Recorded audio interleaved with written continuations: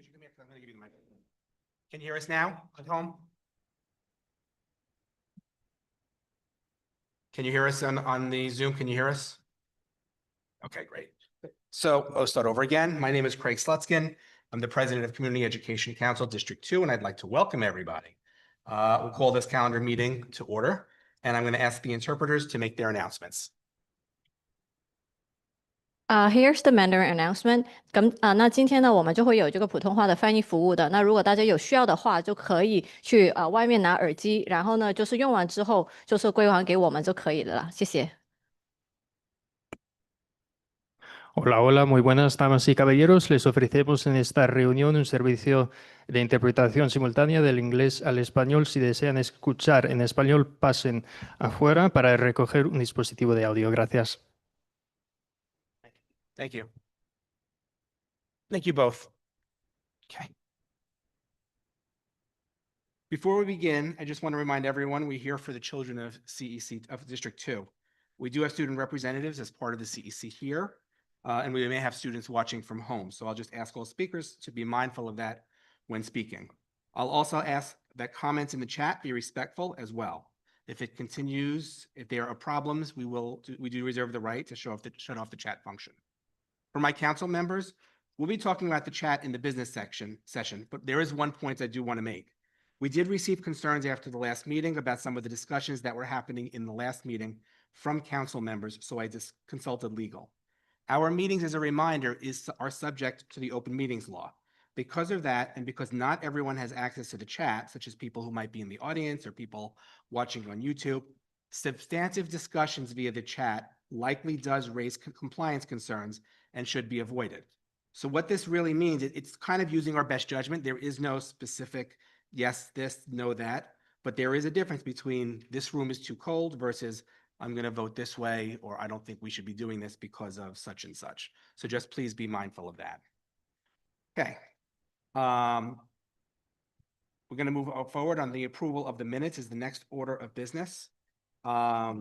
The minutes have been distributed to you. I know there was one correction, which is just formatting on council member Egorov. It just says she was not checked off as it says she's virtual in the attendance, but she's not checked off. So we'll correct that. Are there any other corrections or comments, I should say? Oh, I'm sorry. I didn't see you.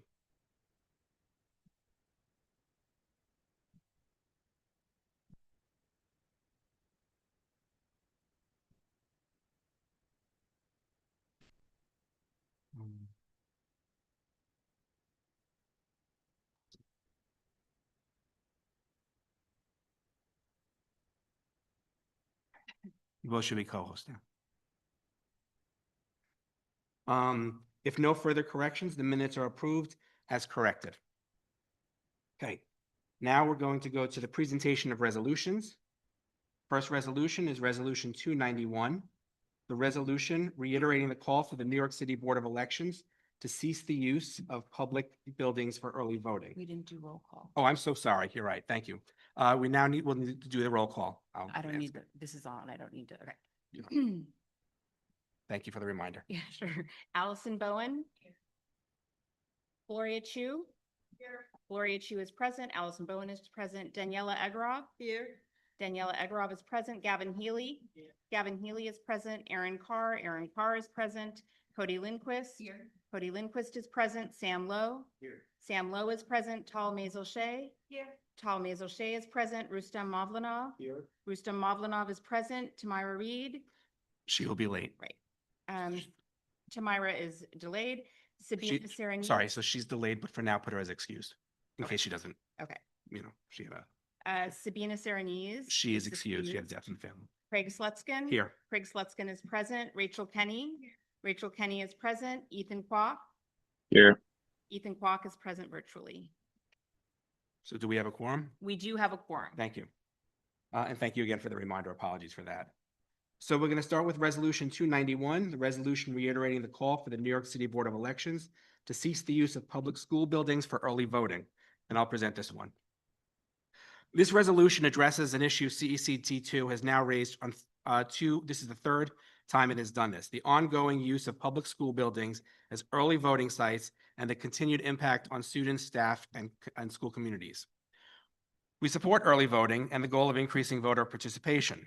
However, since early voting was implemented in 2019, placing polling sites inside active public schools has created repeated and unresolved problems, particularly around safety and access to essential school spaces.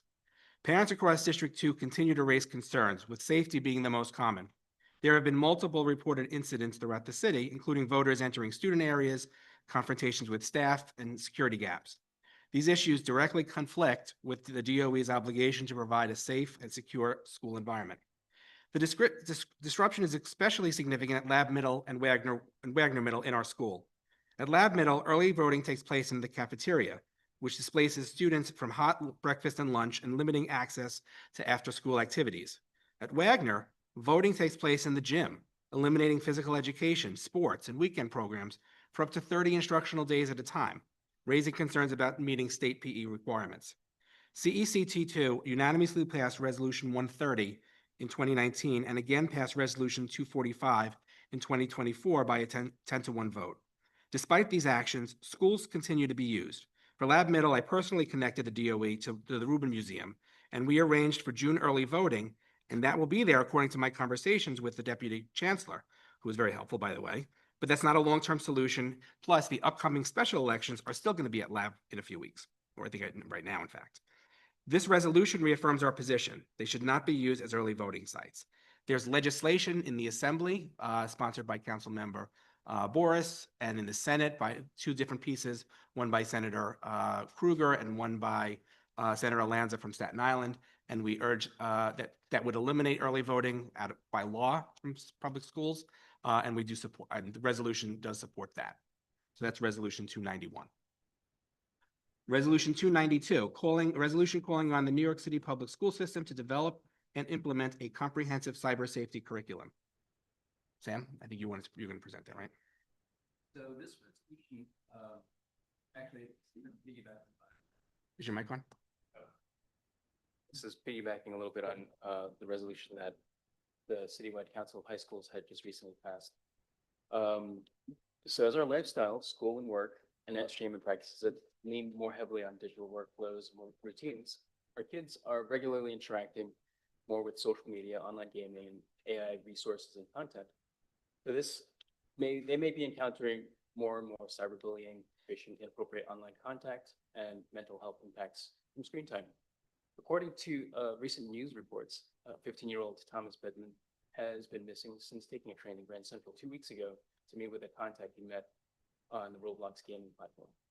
So while the current New York City Public School digital citizenship resources, while vetted and pre-approved to cover topics ranging from online safety and cyberbullying, they're fragmented.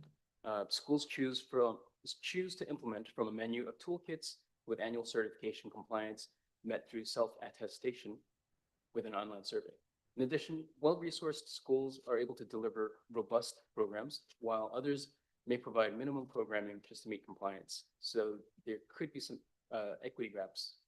So this resolution is asking that the New York City public schools provides uniform, age-appropriate curriculum covering digital citizenship, cyberbullying prevention, safe communication, data privacy, and hygiene. AI media literacy to evaluate online content and its mental health impacts, emerging technology for AI-generated content, plus family guidance and accessibility, developed in conjunction with educators, experts, families, students for District 2 relevance. This would include staff professional development and annual CEC reporting on outcomes using existing funds without any expected increase in budget. This replaces a patchwork, which is a mandatory, standardized, equitable, system-wide standard. There's also, I don't know if this is, I wanted to add, something to the resolution to be able to provide something a little bit more measurable, because currently it's just a certification, but there isn't any data regarding student completion of the programs. And if there's a way to find ways to capture or measure students and families' confidence regarding the specifics of what they've learned, maybe some kind of survey data. Thank you. So when we have discussion of resolutions, are you're gonna propose an additional sentence or two, an additional clause? Yeah. Okay. Okay. Yep. Okay. Before we go to the next one, I just want to remind everybody that at the last CEC meeting, we passed new bylaws, and we are now going to have one public session later in the evening. There is a sign up, and I'm putting it in the chat, and I'm going to put it in again. To participate, you must sign up, but within a half an hour. We'll do from a half an hour from now, if everybody's okay with that.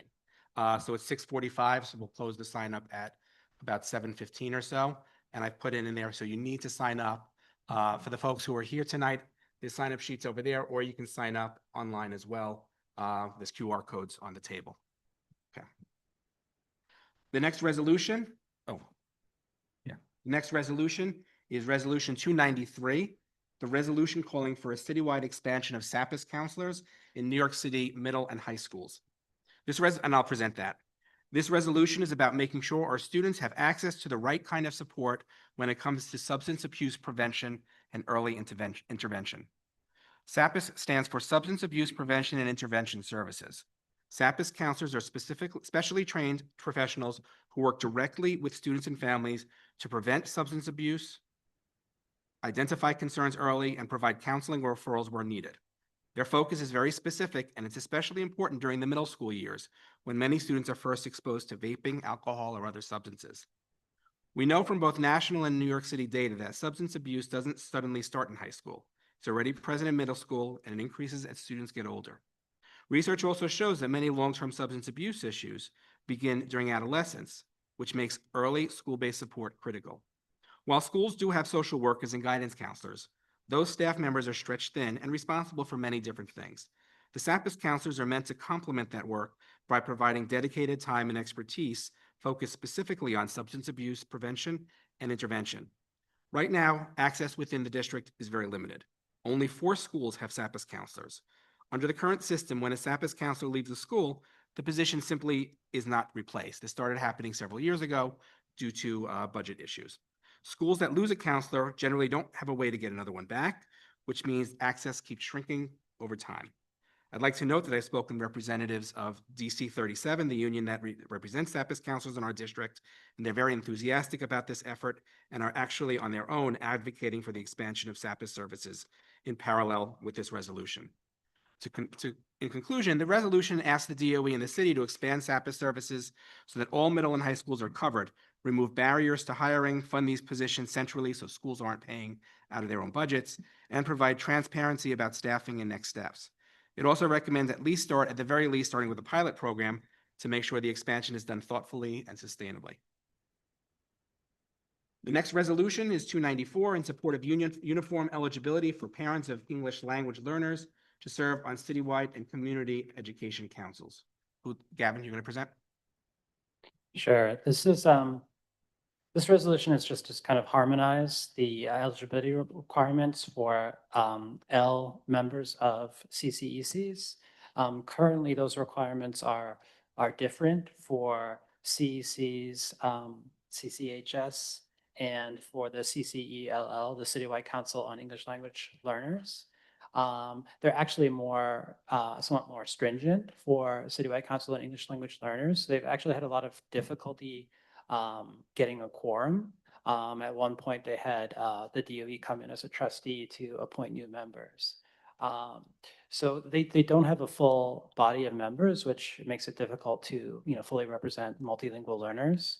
In the past, they have had parents who ran for the were eligible for the English language learner parent representative on CEC and weren't able to get a position, but wanted to be considered for vacancy on the CCELL, but we're not eligible.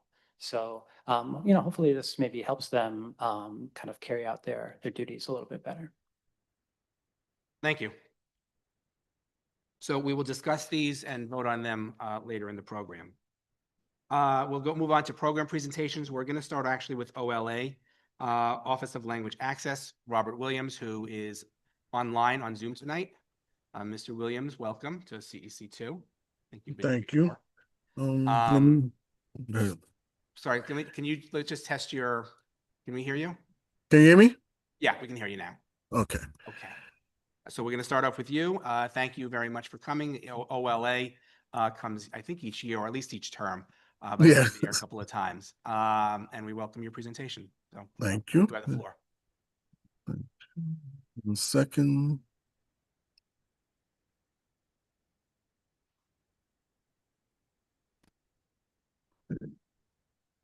Are you able to see my screen?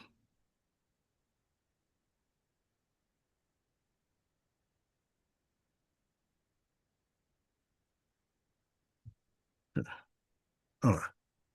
So, good evening, everyone.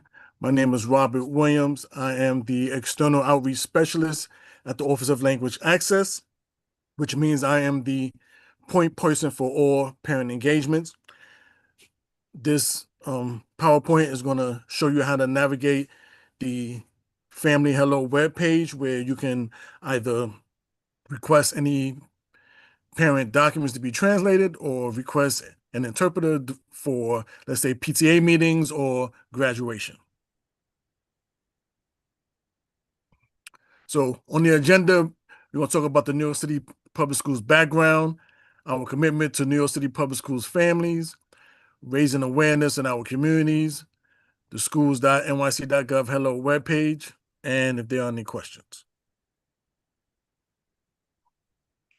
So there are over 1 million students in over 1,600 plus schools that speak over 180 languages.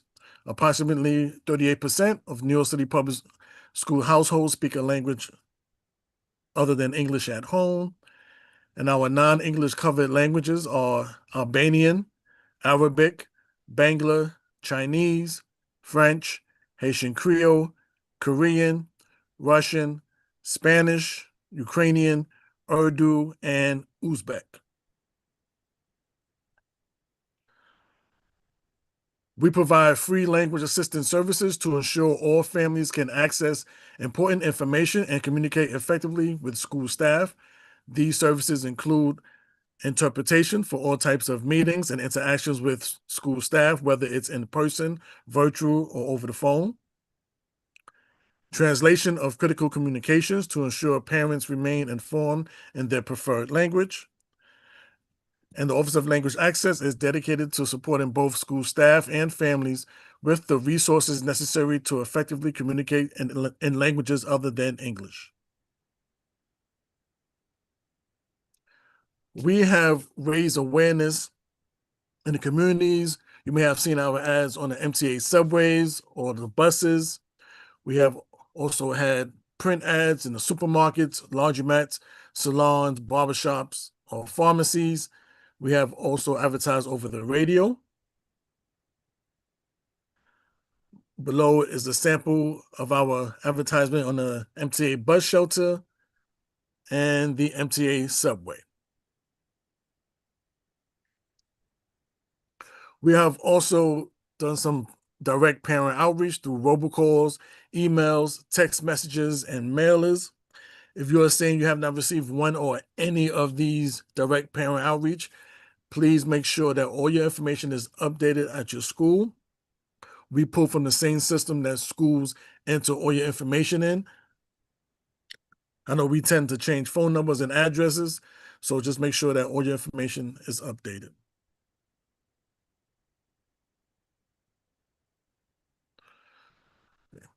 So now I'm gonna show you how to navigate through the schools.nyc.gov Hello webpage.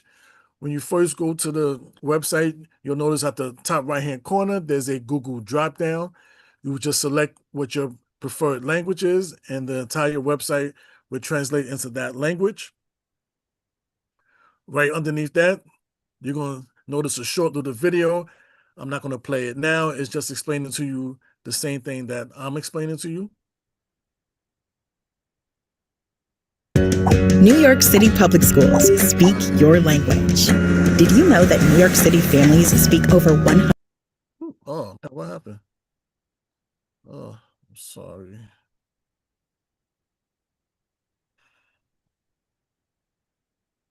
Don't see. 1 second. I'm so sorry.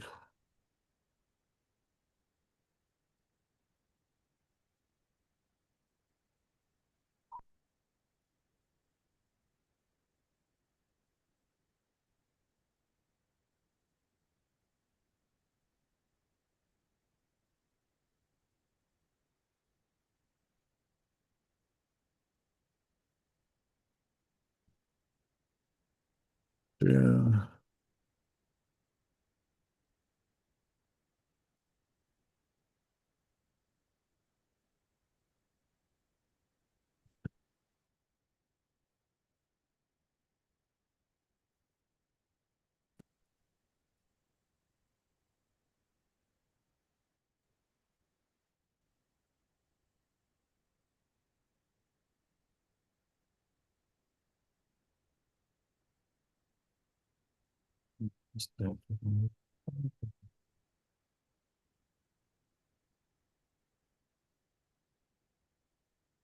Um,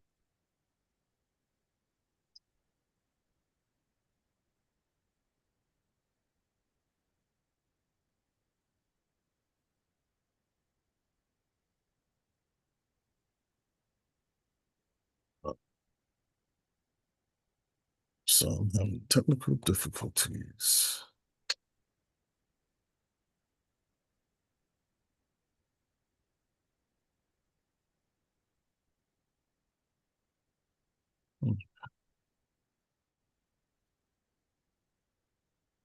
Okay. I'm sorry. So here we ask families to go on the schools.nyc.gov Hello webpage to bookmark this page. It will come handy later on when you're looking for some language resources. When you first go on the schools.nyc.gov Hello webpage, you're going to see these various tabs. I'm not going to go into all of them, just some main ones that can better support you. And if you would like, we provided a QR code on the right for those like to take out their phone to scan to go directly to the website, and then you can bookmark it. The first tab is going to read helpful resources. Here you will find the multilingual Get Help in Your Language notice. It just explains to you that all schools must provide free translation and interpretation services in your preferred language. And you will also find the I Speak card. Here, you just click on whichever is your preferred language, print it out, cut out the little portion, bring that portion to the school, and the school must provide communication in that language. Here we have our translation and interpretation service request form. But before you fill out the service request form, we ask that you please go to your school for support first. They are your first support with any language resources. I know schools tend to have new staff members and they may not be aware of our services. If that is the case, if you're not being supported, then you can come to this form, fill it out. And the process is once you fill it out, I'll get an email notification. I'll forward that to the school, the principal, the parent coordinator, and whoever is the language access coordinator of that school. Each school should have a language access coordinator. That person attends our 2-hour training, and then they're required to turnkey the information back to the school. Now, I'm aware that not everyone can is comfortable with presenting in front of a large crowd. So if that is the case, the language access coordinator can just contact me and I'll come to the school and give a training to the staff myself. You can find that form under the tab that reads Request Language Services. Then you will click on the Translation Interpretation Service Request link right here. Families can also call 311 to make a request for language assistance services. Interpretation over the phone is available in over 200 languages. But please note, language assistance services may vary depending on the school or program that the student attends. The next tab is going to read how to request sign language interpreting service. This office is separate from our office. And because of that, they ask that you contact them directly at oslis@schools.nyc.gov, or you can do so by calling the 212 number, and they also have a video phone number as well.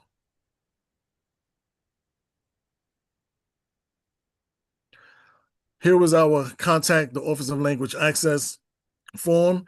If you have any questions, any concerns, you can contact our office, and it's the same process. I'll forward that to the school as well, letting the school know that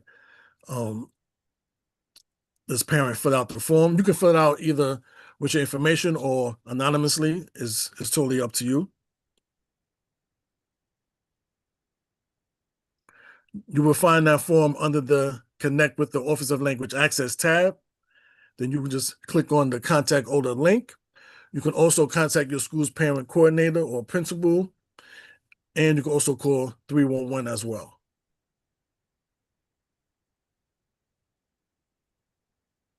Here is our translation interpretation feedback survey form. We want to know how your school is doing with supporting you in your language. Again, you can fill it out with your information, or you can do so anonymously. We want to hear not only what schools are not doing to support you, but we want to hear the good things as well, so that we can ask that school to maybe model for other schools who are having difficulties supporting their families.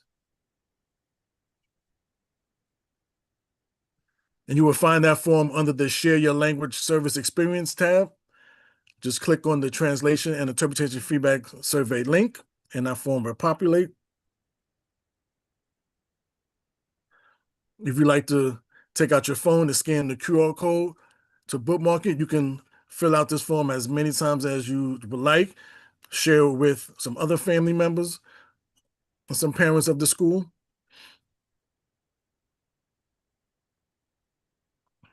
And the last tab is going to read, are you having difficulties obtaining language assistance services?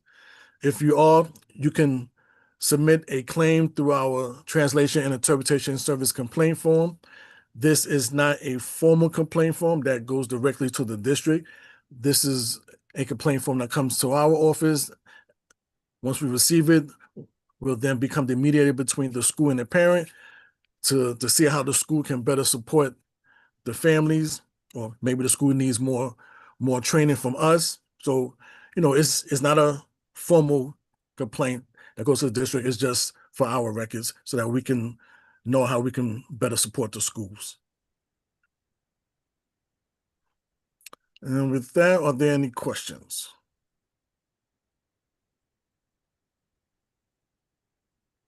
Thank you. I do have one question, and then I'll open it up to my fellow council members. So you've listed 10 languages. There's, I think, 3 more being added.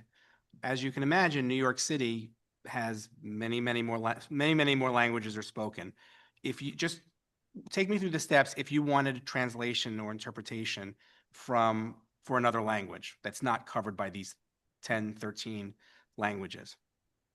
So each school receive a translation and interpretation funds.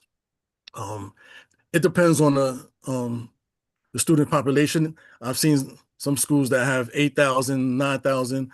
Those funds are specifically supposed to be used for these services. Like for a language that is not covered from our office, they can use those funds to pay for an interpreter. Okay. And how were these, sorry, one more question. How were these languages, these 10, now soon to be 13 languages decided? Was it based upon the surveys? I think we all have to fill, my recollection is I filled something out at the beginning and saying what was the language spoken at home. Is it based upon those responses and what you see as trends within the DOE system? Yes, it's a combination of those responses, and because we have a data team that records and gathers information to see the most common rise in the languages in certain districts. So they use that data to decide which languages that we're going to move forward with to support the next school year or the following school year. So it's, for a long time it was just 9 languages. So we're actually growing. We're trying to capture as many languages as we can.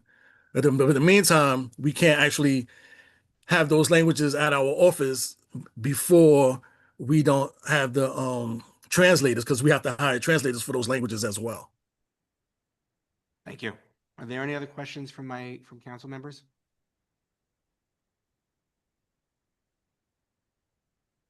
Okay, I do have one final question. So we use OLA to translate certain documents, our flyers, for example. That takes a while sometimes, and I get it. You get a lot of requests from a lot of departments, a lot of schools, a lot of people. I get it. But sometimes that can take 3-4 weeks, and we just don't have that luxury sometimes. I would love to get every one of our resolutions translated, but we sometimes don't get them till 4 days, 5 days before a meeting. It's just impossible. And just doing it Google Translate isn't necessarily the most accurate thing to do. Is there a way, or is there any plan to speed up that timetable for that request, the timetable for requests for translations?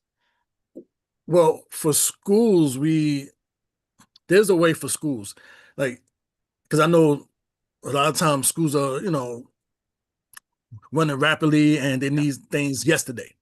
So, of course, if you send to our office, because they're on a first come, first served basis, so our contracted vendor, schools can still use our translation interpretation funds to send to the vendor, even though it's one of our covered languages, but that if you send to the vendor, they'll get it back within 2 days tops. And I know that's much quicker than sending to us and you have to wait 2 or 3 weeks. Are there restrictions on what interpretation funds are used for a school? It has to be used for only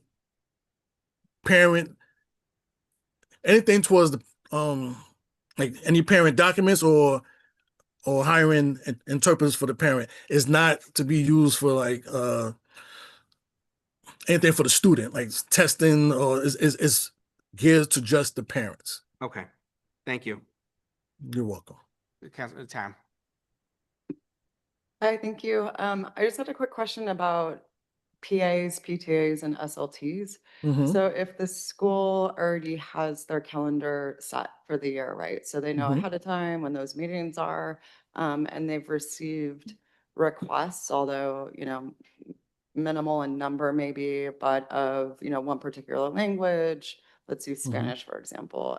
Some parents needing that translation just to access the information at the PA meetings and the SLTs. Is that really hard to get? Because I know of a couple situations in District 2 where, oh, that's way too hard, we can't do that. What would It's be like not the first step? It's not hard. So I've been going out to different schools trying to talk to the PTA body and everything, letting them know that they can request an interpreter to come to a PTA meeting, because a lot of parents wasn't aware that they can do that. It's not hard. All they have to do is tell the parent coordinator that this is what they need, and it's the parent coordinator's responsibility to reach out to us to book an interpreter for those meetings. Thank you. You're welcome. And Tam, I know of at least one school, PS1 does that for their PTA meetings. They do have people there. I do know. Yeah. So, any other questions? Okay. Robert, thank you so much. We appreciate your time. It's Thank always you. informative and it's always good to see you. Thank you so much. And we look forward to working with OLA. Thank you. Have a good night. Have a good night. Our next next presentation is from the Office of District Planning. Caitlin, I promoted. Yeah, there you are. Thank you. Thank Hi, you. would you mind Welcome. also promoting my colleague, Christina Chan? She's here as well. Yeah. Thank you. While you're doing that, my name is Caitlin Whittemore. I'm the Senior Associate Director of Planning for Manhattan Schools. I've been supporting Manhattan Schools for about 6 years now. Thank you very much for having us. And my colleague is here with me as well. Hi, everyone. My name is Christina Chan, and I work in our analytics team in the Office of District Planning, and I primarily support Manhattan and Queens. So we have a brief presentation prepared for you all, just for anyone new on the council who's not familiar with our office. That's a brief overview of our work. Then we're going to turn to the district data summary that we distributed to you all back in June, give a quick overview on some of the key data points, and open up some time for Q&A if that works. Cool. All right. Great. I'm just Thank going to share my screen. Yeah.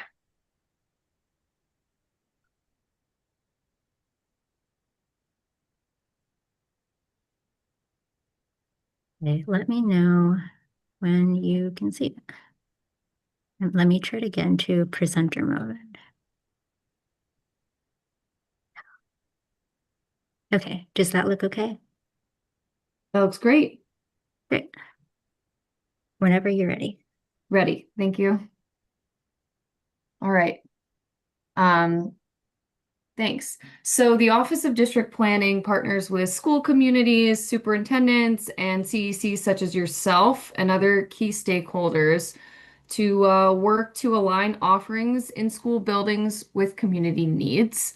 Some district needs we assess are increasing access to high quality seats, making the best use of space in buildings, and adding new programming where there's demand. Some of the past work we've supported with in District 2 is resiting PS 150 to their new building at Trinity Place, resiting Peck Slip to their new building, and resiting and merging City Knoll with Facing History on the Park West campus a couple years back. We work closely with superintendents to create annual strategic plans to identify and address local needs and priorities, as well as opportunities to maybe meet these needs. We have borough-based planning and analytics teams that manage the data, scenario, and potential proposal development and engagement. Community engagement is a really important part of the district planning process. We seek to engage in meaningful dialogue with all stakeholders to develop scenarios and proposals that best address community needs. Some of these engagements can look like SLT meetings, parent meetings, community meetings, building walkthroughs with DOE leadership, elected briefings, and working groups. We're committed to ensuring all voices are heard as early in the process as possible, and providing transparent information to community members. If we are ever considering a potential proposal idea, we will always engage the impacted CEC presidents as early on in the process as possible. Next slide, please. The district planning process is a cyclical process. So every late spring or early summer, our analytics team compiles and analyzes data to identify potential areas of need. This comes in the form of a data workbook, which details every school in the geographic district's enrollment, utilization, performance, other programming, as well as in a data summary, which outlines overarching enrollment, residential capacity trends that we'll show in a second.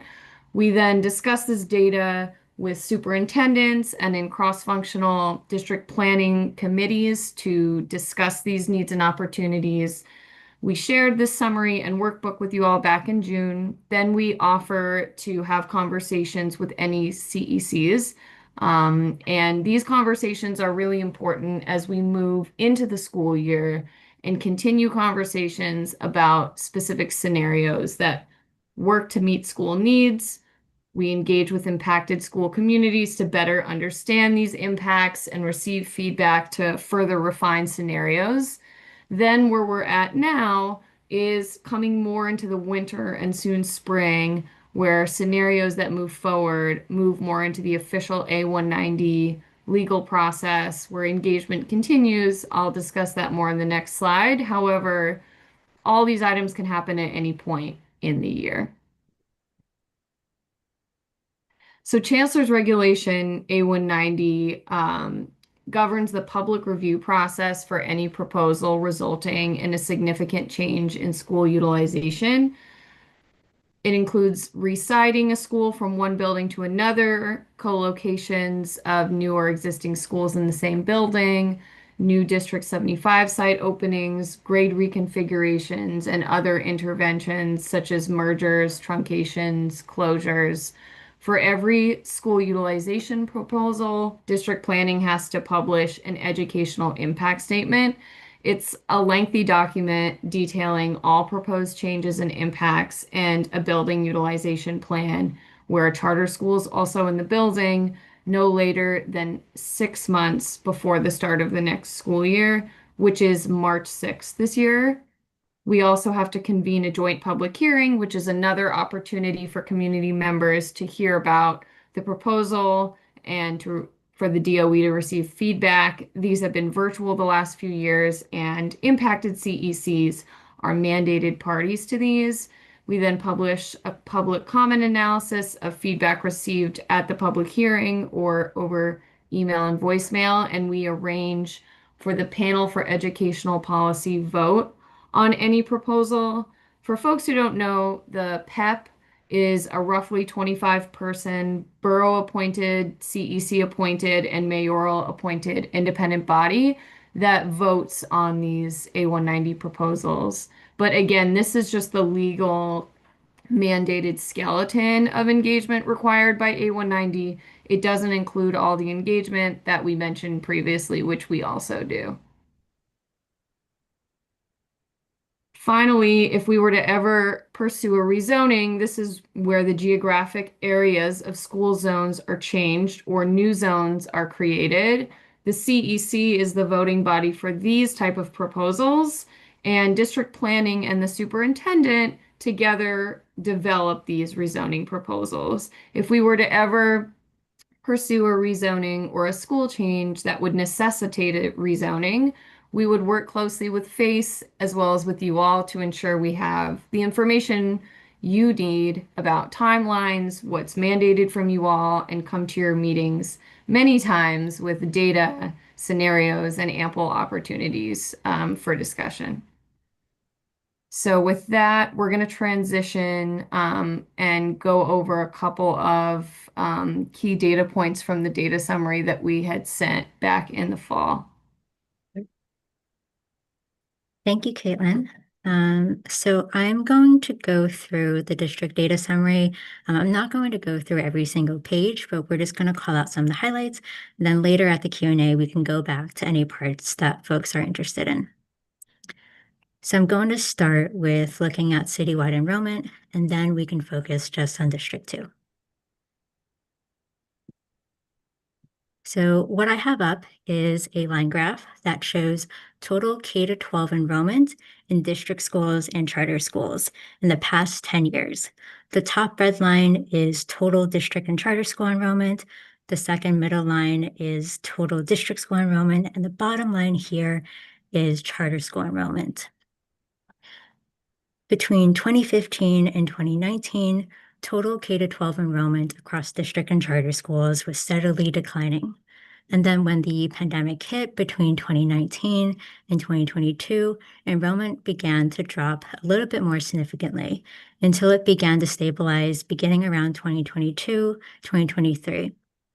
Between the 2022 and 23 school year, enrollment experienced a slight uptick, and then between 2023 and 2024, we saw a slight decline again, ending with 922,637 K-12 students enrolled in district schools and charter schools.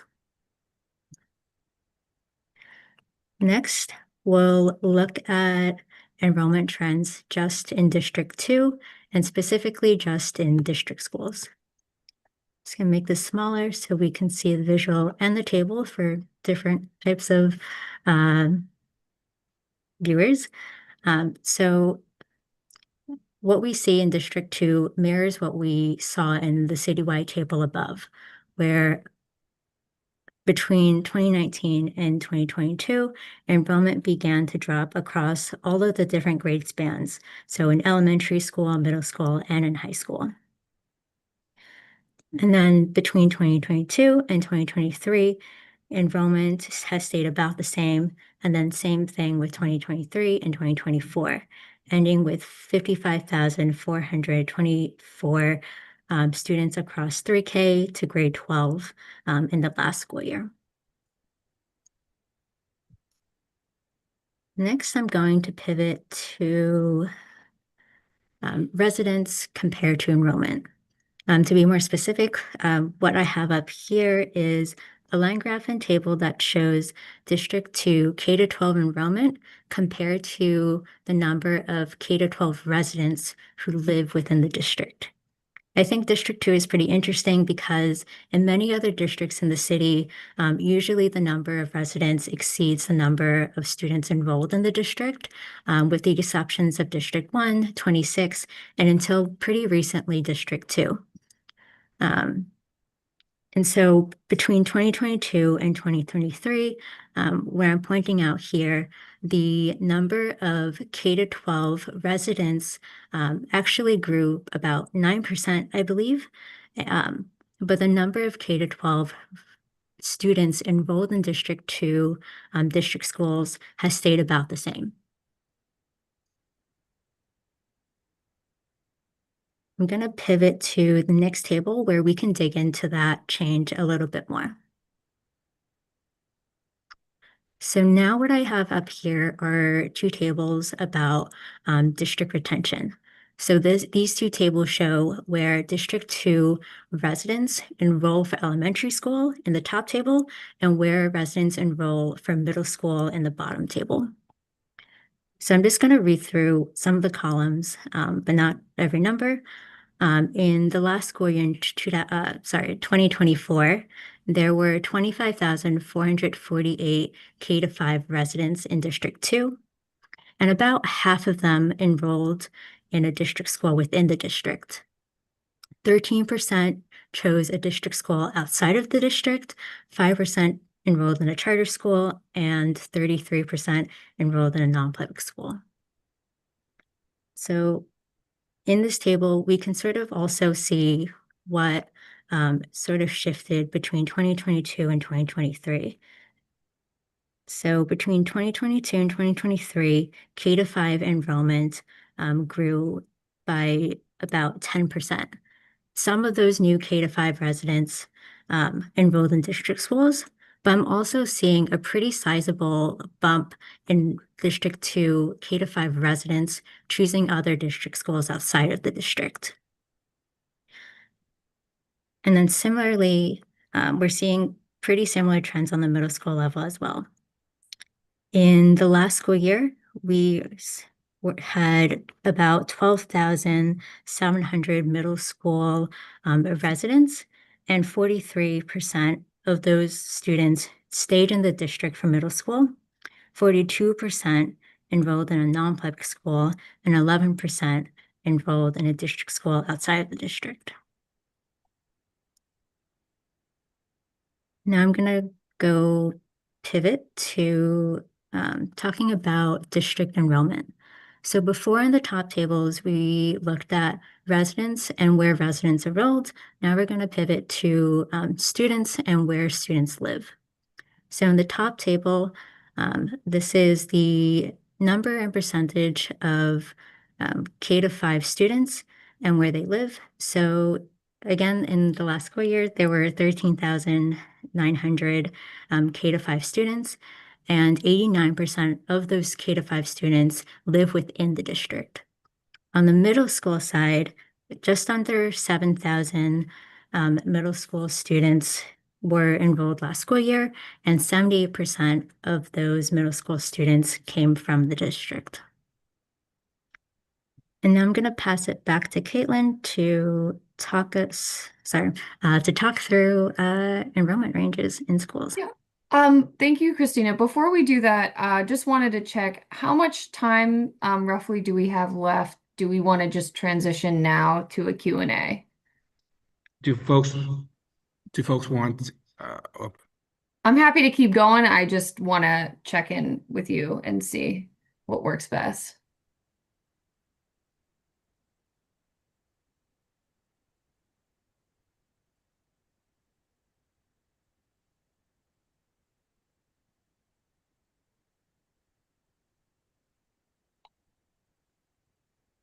I saw a comment in the chat, by the way. Is this report publicly available. I believe, Christina, we put these on publicly accessible SharePoint, right? I We can believe put it so. on, we can put it on the CEC2 website also, where we Yeah. put the superintendent reports and Absolutely. reports. We can put that on tonight. I'll put that on when I get home tonight.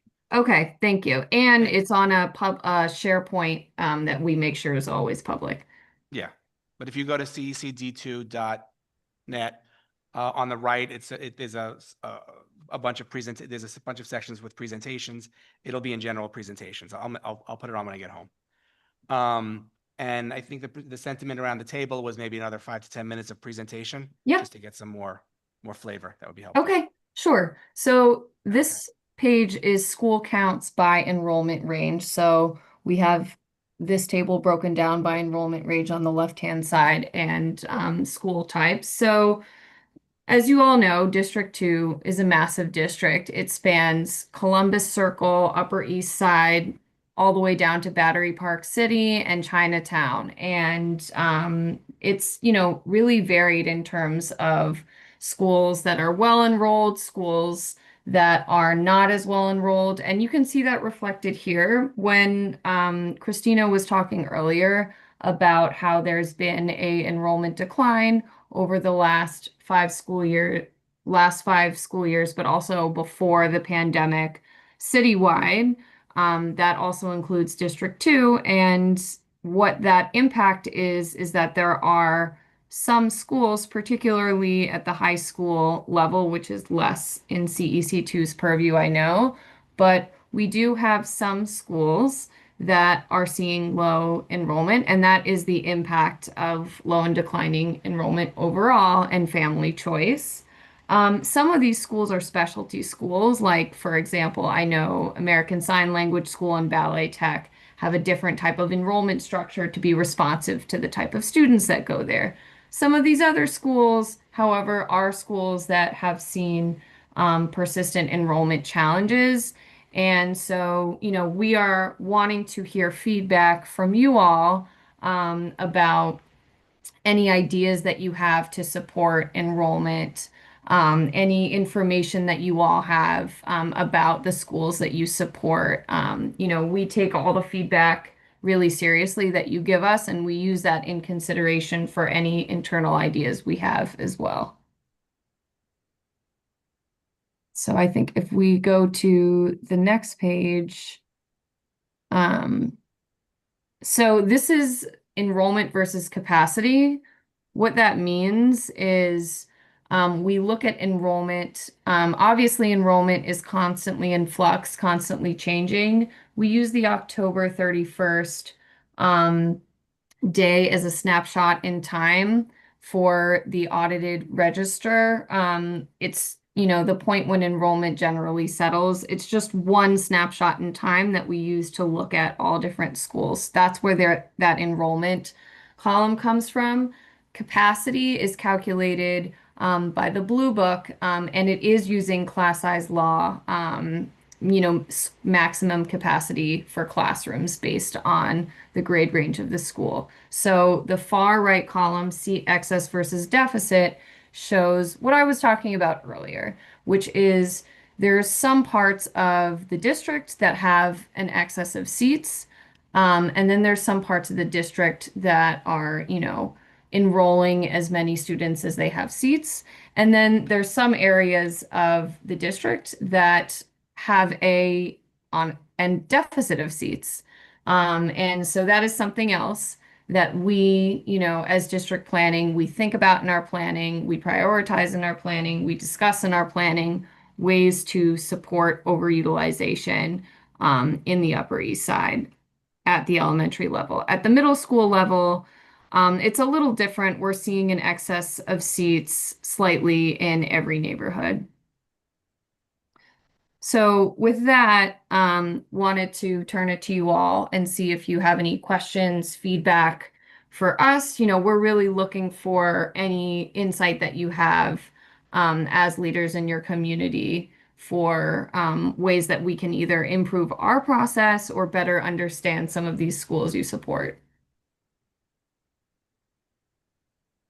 Christina, are you able to unshare just so I can look at everybody real quick? Yeah.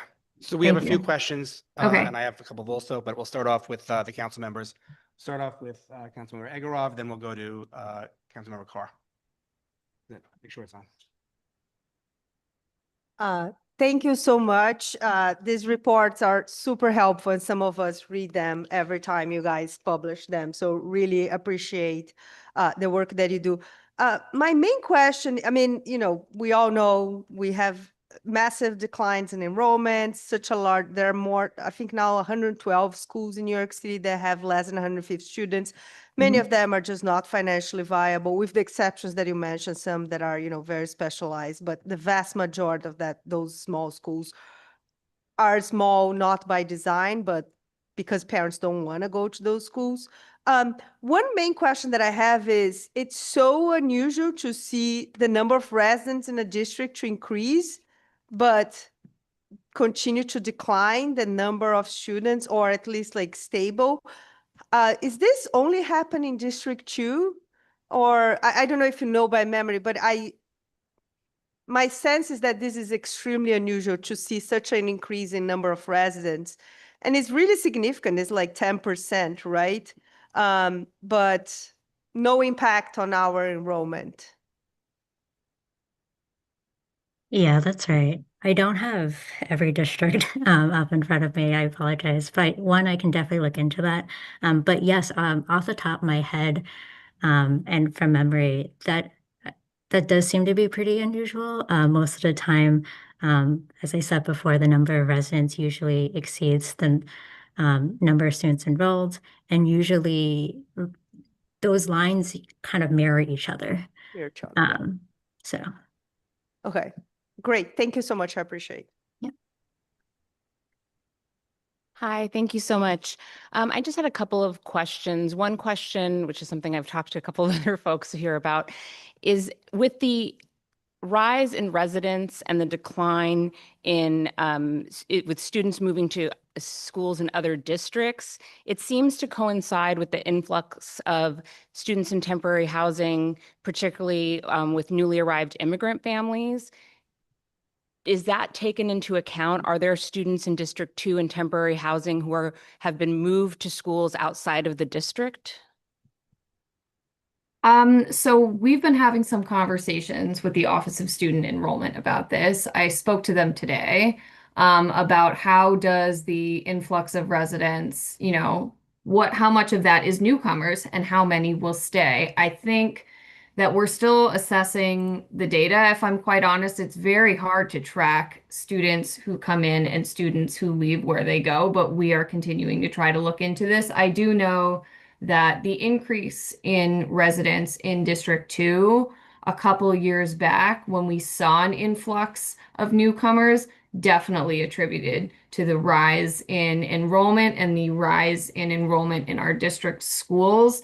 It's hard to track to what extent these students are leaving. I think we can look at what students leave New York City versus the country, but I think it can be hard otherwise. I do know that some of the larger shelters in Midtown West, for example, closed. I think we all know this, so I'm sure that that did play a factor in that. And we are seeing some schools have enrollment decline slightly that were adjacent to where those shelters were. That is likely a factor. But we are continuing to look into ways that the newcomers coming into District 2 play a part in the declining or increasing enrollment. Thank you. And then my other question was looking at the number of excess seats. It's hard to correlate that in terms of like how many students are in the district, right? And I, in particular, looking at Chinatown and Lower Manhattan East, I'm just curious in collecting data. Is the data also being collected in terms of the fact that over the last decade that area has changed demographically in terms of the people having children, in terms of people leaving because of affordability reasons? And in conjunction with that, when we talk about students leaving to go to other districts, does that include families who leave New York City for for whatever reason, but like often it is for affordability reasons, because I know that many people I know who've left New York City public schools, it's because they've moved out of the city or moved to a different borough. So just so I understand, your question about the excess of seats in Chinatown is that, so for us, that data is simply looking at the capacity of the building, which is decided by the Blue Book and the residents looking at the unaudited register. The question of why is there a excess of seats in that area is something that we are continuing to have conversations with. Starting soon, we're going to have some working groups in Chinatown where we're having discussions with leadership and community members there just about, why has the neighborhood changed and how has that impacted schools and how can we continue to support schools? But I do know that that has definitely played a significant factor, and affordability absolutely plays a significant factor. I think that the other way around as well, I think seeing an increase in residents, but not seeing some of those residents choose DOE schools could mean that wealthier residents are moving to New York City because that's who can afford it.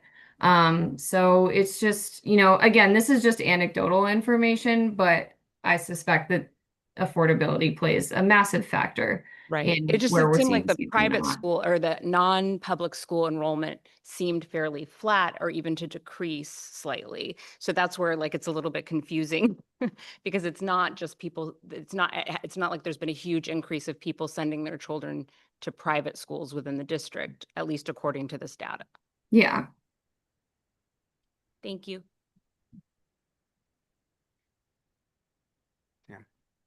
Hi, thank you for this.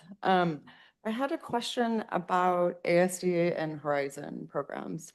So I'm looking at the data for district-wide or District 2 specific, and then Manhattan says schools with ASD programs. It looks like District 2 only has 2 Horizon programs, but there are 8 in Manhattan, and only 3 Nest programs, but there are 14 in Manhattan. So when students leave the district, are you also looking at, are they going to ASD, Nest, or Horizon programs in other districts? Because District 2 isn't doing, we don't have those programs to support them. So that was one question I had. Also, when the students exit or leave and go to non-public schools, how many of those students are seeking private because they're a student with disabilities who is not being served accordingly at their school, so they're seeking private placement and reimbursement from the DOE. And then just to tag on to that, the D75 numbers look like they really skyrocketed in District 2, particularly in elementary school. And I'm interested in kind of like where that came from. Is that just better assessment? Do we open up some new programs? And how are we actually supporting those students? Can we, Christine, thank you for your questions. Christina, can you pull up the district data summary really quickly?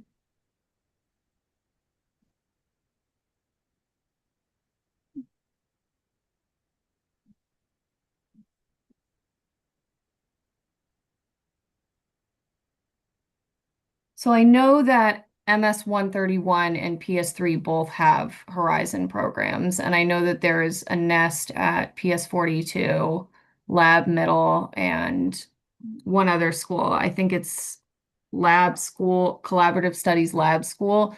So in terms of students coming and going due to the, perceived not amount of specialized programs in the district, what I will say is that we are having constant conversations with the Office of Specialized Programming about the need for Horizon, which is like an 8-to-1-to-1 or a Nest program. And they are the office that tells us whether there is the need to open an additional program. If we're ever seeing available space in buildings, that's one of the first questions that we ask is there a need to have another one of these programs?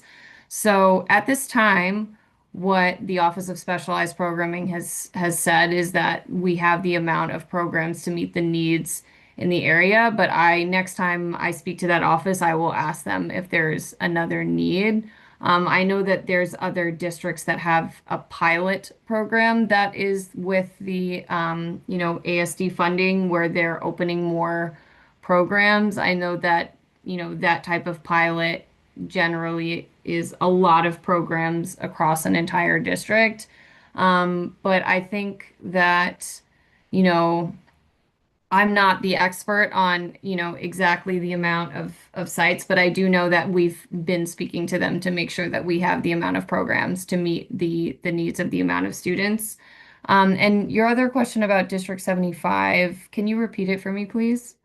Yeah, and we can table that. That was just the number has steadily risen, like kind of skyrocketed since 2019-20 in terms of D75 students being served in District 2, particularly in elementary school. And it's just to kind of piggyback off of what you were just saying, like those are tiny 2 Horizon and 3 NEST programs in District 2 compared to 8 Horizon and 14 NEST programs in the city of Manhattan. I know students who need those programs in District 2 who are also getting transferred out of PS3 and other NEST and Horizon programs because they cannot sustain their needs at the school and they're just not doing the work there, and they're being transferred into District 75 schools. And look, there's a huge increase in District 75 students. Yeah. Right. So it's a lot of those kids are not getting the ASD NEST or the Horizon. They're ending up in D75 when they don't necessarily need to be there.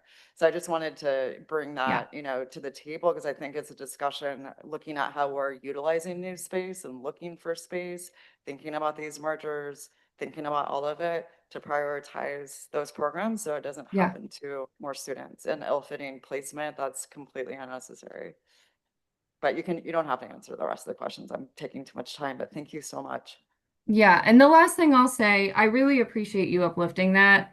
The last thing I will say is that a difficulty that we run into in District 2 in particular is that, yes, there are pockets of excess of seats. There are also parts of the district that are not like that at all, that see a lot of overutilization. I would imagine that students that want a seat in that part of the district, there isn't, available space. So that probably also plays another factor as well. Gavin. Then we'll get to you. Cody, you'll go next. First of all, thank you very much for the presentation and all the detailed data. I have a question about bilingual education programs. Actually, that's a question about bilingual education programs, and actually a couple other questions. But first, the bilingual education programs. It seems that we have a similar situation in District 2 where we have 10 bilingual education programs and there are 72, borough-wide. And as I understand, District 2 has about 35% of the students. And I know in the borough, and I know that we have a smaller percentage of English language learners than some other districts and a smaller percentage than borough-wide, but we still have I think in absolute numbers, quite a significant population. I wonder is there any plan at your level to get more, whether it's transitional bilingual education or dual language programs in District 2? Thank you for that question. We have had conversations with Superintendent McGuire. This is always a need that we surface. And we loop in the multilingual learners office, who is much more of an expert on the need there than I am. But, we think about buildings that have the opportunity to add these kind of programs. We think about the resources that are needed to run this kind of program. And then we have conversations with the Office of Multilingual Learners, who is the ultimate, they determine the number of L's in an area to add a program. And so, if there's any particular, dual language program, language part of the city, we're more than happy to take it back with us and ask MLL if they've looked into that and explored that as a need. Thank you. Yeah, that's very helpful. I think there are definitely some districts where some schools where that could be helpful. I think For example, MS 297, 75 Morton, might be a school that could benefit from a Spanish dual language program with a significant English language learner population there, and perhaps also a NEST program. But you also had mentioned specifically about specific schools that we might have identified in the district. I mean, it's very striking to look at the data summary and look at the difference in enrollment from in capacity from the east side, Upper East Side down to Chinatown, and I recognize that, especially at the elementary school level, there's an importance in having a local zone school. But the District 2 also has, at the middle school level, but also at the elementary school level, some programs that are essentially district-wide. For example, our most overutilized building is PS 198 Lower Lab on 96, 97th Street at 146%. And obviously that's not a sustainable situation. In one of those schools there, of course, PS 188 is a zone school, but we also have a district-wide school. We have at Lower Lab, we have parents coming, bringing their kids from across the district to it. Is there any thought to moving certain district-wide schools to underutilized buildings in Chinatown? I mean, for example, I would note that PS2, certainly has space to accommodate, a school like Lower Lab. And if it's district-wide, it shouldn't really matter, whether the school is at the very far, northern tip of the district on the Upper East Side or at the southernmost district, southernmost part. It's also, I think, important when we think about this district planning process to think about more critically about integration, because we do have schools that are, I would just point out, like a school like Lower Lab, a district-wide school that has about 9%, poverty rate. And then we have schools like District 2 that are currently underutilized that have about a 95% poverty rate. So I think that really should enter into the conversation when we talk about these kinds of this district planning data about how we can facilitate, the sort of socioeconomic racial integration, also integration of students with disabilities and English language learners in schools. Thank you. I haven't thought about moving citywide schools to Chinatown. That's a really interesting idea. I'm taking notes on everything you're saying for us to take this back to Central.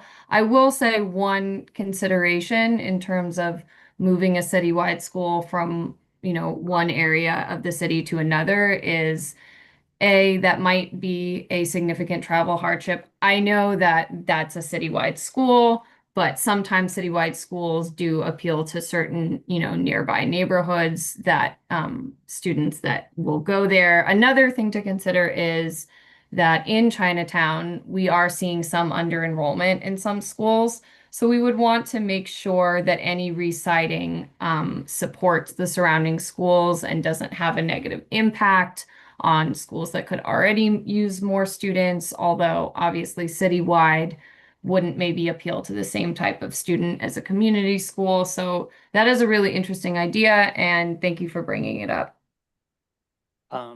Yeah, I guess I was thinking more in terms of a merger rather than a co-location, because I think co-locations can be somewhat disruptive. The other thing I would mention is about a specific school is PSIS 217 on Roosevelt Island is also a significantly overutilized school. That school is a K-8 school. It also has a G&T program that admits students. Actually, about half of its 180 students in the G&T program, I think, come from outside the district. And in fact, that G&T program on Roosevelt Island wouldn't really be sustainable without admitting students from off the island, but also from outside of the district. On the other hand, the middle school is very important for Roosevelt Island residents. So is there any thought to in that school to maybe eliminate the G&T program so that the school can continue as a K-8 school and comply with the class size? Thank you for bringing up that feedback about the school. Roosevelt Island is a school that we're in constant conversation with Superintendent McGuire about how to support the unique needs of that school, which is confined by an island. And we definitely don't want to have an impact, especially on the youngest children. Superintendent McGuire, is there anything that you would want to add in terms of Roosevelt Island? I'm happy to, sorry. Yeah, I'm happy to address some of these at the time of, oh, thanks. I'm echoing all over the place. Yeah, no, I'm happy to address any and all of the questions in regard to enrollment during my report. Sorry. Okay. Yes. What I will say is thank you for bringing this feedback to us. We are having constant conversations with Superintendent McGuire and the District 2 office how to address the unique needs of Roosevelt Island, and we will take your ideas back and discuss them. And the last thing I'll ask about is we also know that the PS40 Salk Middle School is also an overutilized building. But we also have another school. We have, for example, MS 131 and Hester's Green is also, I guess, is underutilized. Is there any thought to, perhaps, merging a school like Salk Middle School with, say, MS 131? That is a really interesting idea. I would have to look a little more into the space in the 131 building. I know that the 40 building has been overutilized for way before I've been here, and we are also having many conversations with Superintendent McGuire about ways to reduce overutilization in that building. That is a really interesting idea, and our office will look into it a little bit more. Thank you. I'm also taking notes on everything you all are saying, so thank you so much. Thank you so much for your presentation. Just a couple points. You talked about figuring out ways to attract people to high schools, and I know we don't cover high schools, but we cover middle schools. 6 through 12 schools are very popular. I think it would be worth looking at if you have some high schools that they're under enrolled. People really do hate having to apply to high school. So if we could look at some of our successful middle schools, if any of them, I mean, they're all successful, they're all wonderful, but if we have any that are interested in maybe growing and becoming a high school or a 6 through 12, I think that would be really, really welcome thing in District 2 that a lot of people would be interested in. Gavin brought this up about dual language programs, but another really great way to get more people enrolled would be immersion programs in elementary school. I believe we don't have any Spanish immersion programs, and those are wildly popular for native Spanish speakers, native speakers of all languages, but also for people who want to learn a language. We've, looked at other districts that have a lot of choice for that, and we don't have any, I believe. So that would be really, really popular thing to look at if we're looking at getting more people enrolled.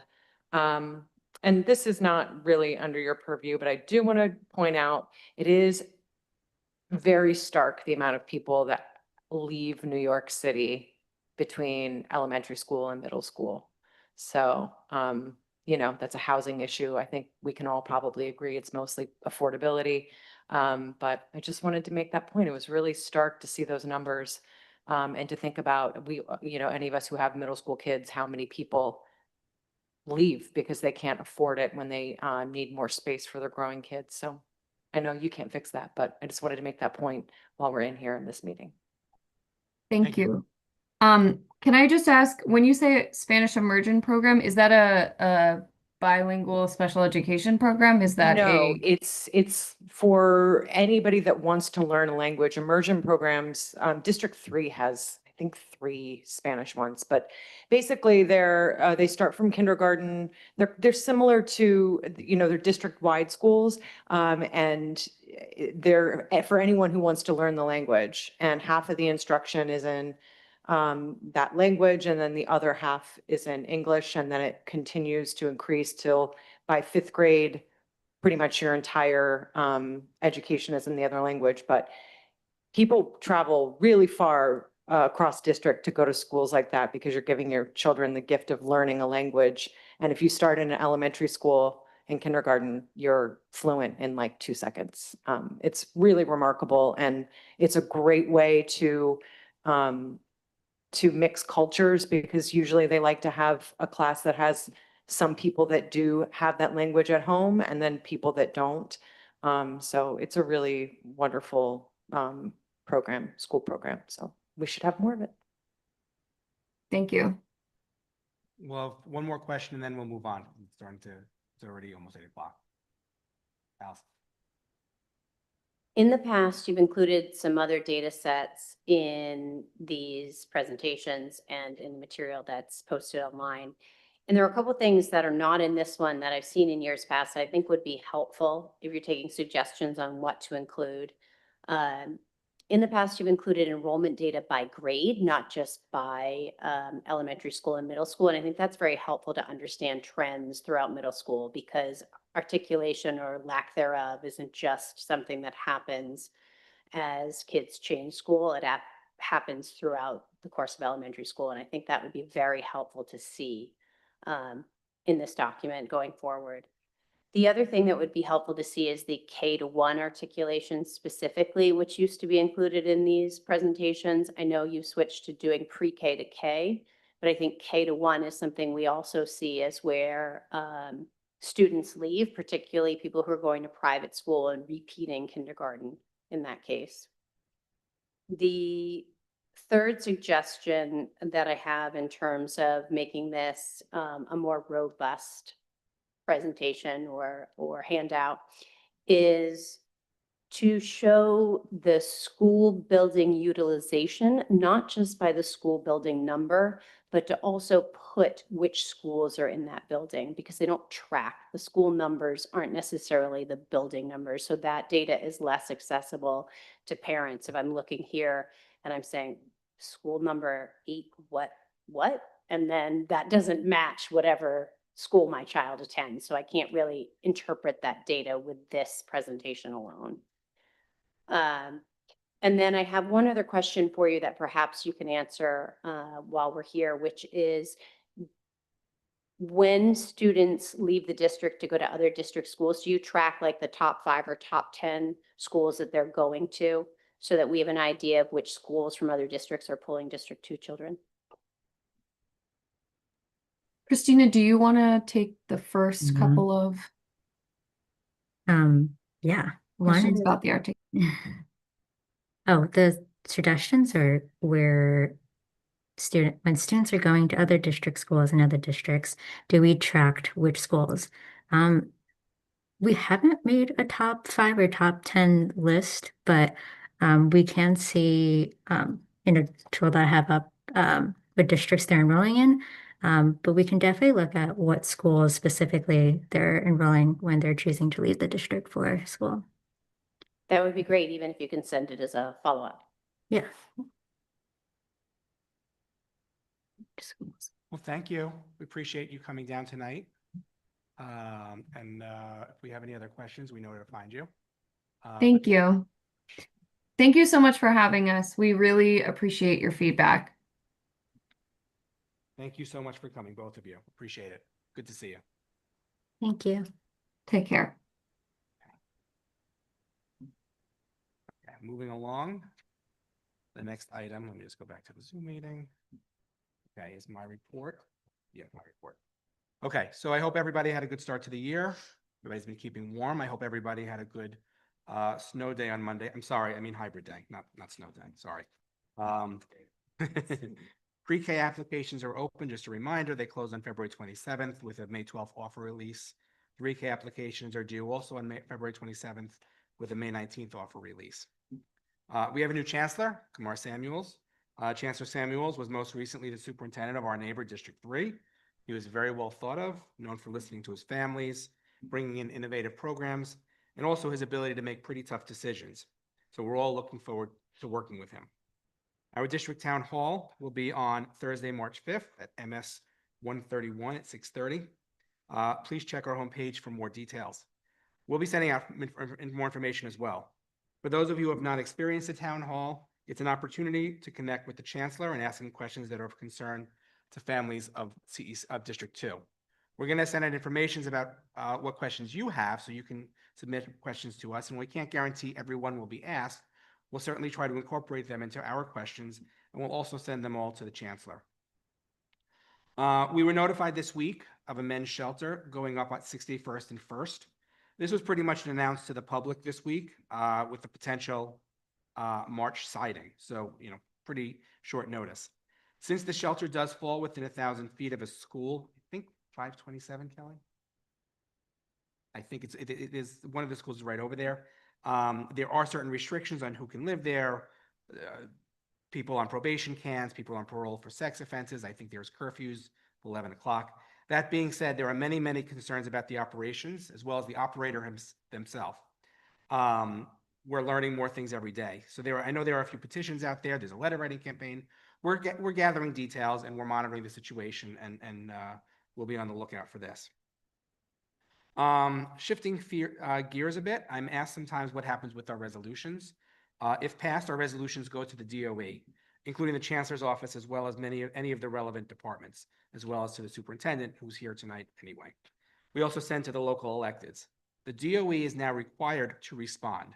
So one thing we do at CEC2, I don't think many other CECs do this, is we actually post the written responses to each resolution to our website. So if you go onto our site and you look at past resolutions, you'll see the resolution, you'll see the DOE response.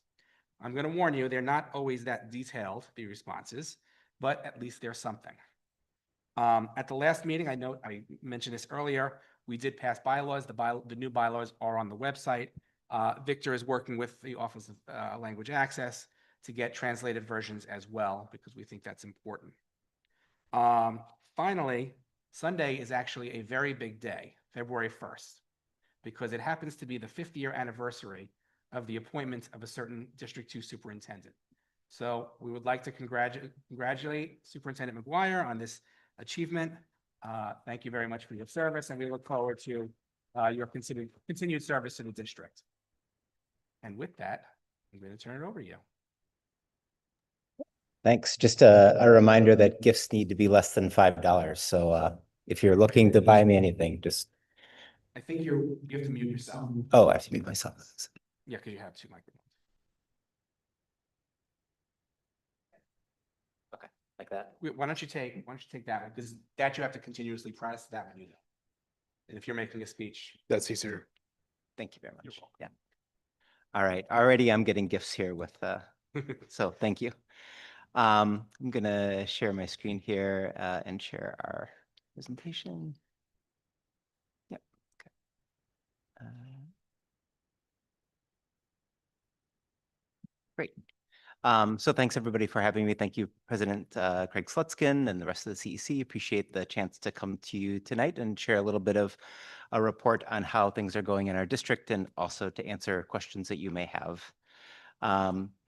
Just as a brief report, I did want to share a couple of things that are coming up in our district or that have been going on in our district that are certainly worthy of celebration. As some of you may know, our second deputy superintendent, Reggie Higgins, has now currently taken the role of interim acting superintendent in District 3. He is already doing an excellent job there, but we certainly miss him here in the district.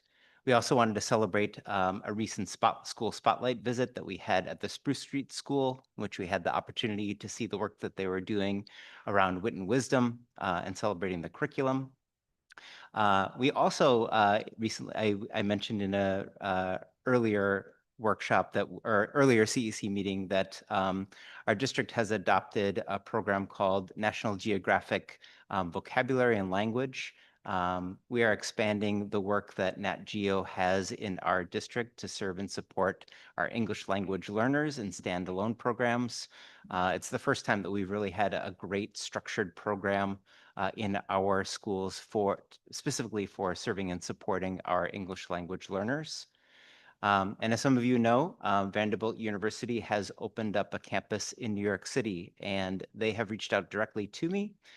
They are looking to partner with District 2 and the broader New York City public schools. For next year, they are looking to place some interns in our District 2 schools.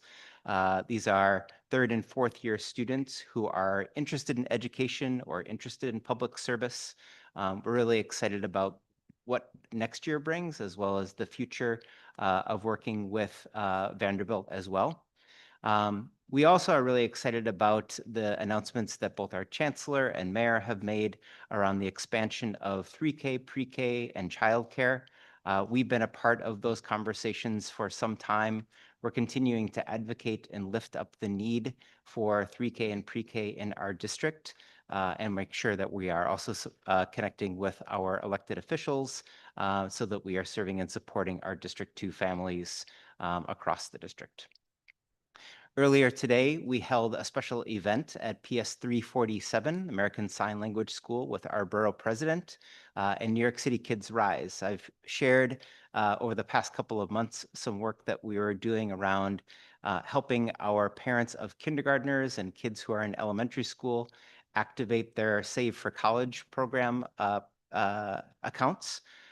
This was a big event and it was really special, I think, to be able to come to PS 347. We did some visits to classrooms, but we also held the workshop directly with families. And it was a great opportunity to come together and make sure that we are providing this support to a very, very diverse community.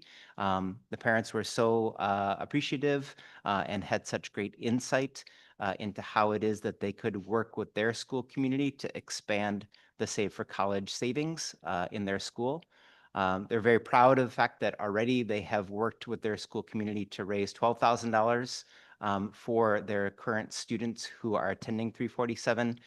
Those dollars are in a Save for College account with students who are currently in the school. A couple of visits here, pictures. You'll see that I need to work on my stretching. I can't quite sit on the floor. I really want to, but I need to work on that. I need to work on it. We also, at this time of the year, it's the middle of the year, and we're starting to report on how things are going around our district comprehensive education plan. In February, we're going to share a bit more data in regard to how things are going with our academics and how our students are progressing, both in regard to math and literacy growth. For this month, what we are reporting on is work around the Chancellor's priority number 2. All students are physically and emotionally safe. One thing that we have highlighted before is the great disparity between students between our general population of students in the district and certain subgroups who are suspended and disciplined at a rate higher than others. So Black and Hispanic students and students with disabilities make up less than 30% of our district population, but they account for more than half of the suspensions and class removals in our district.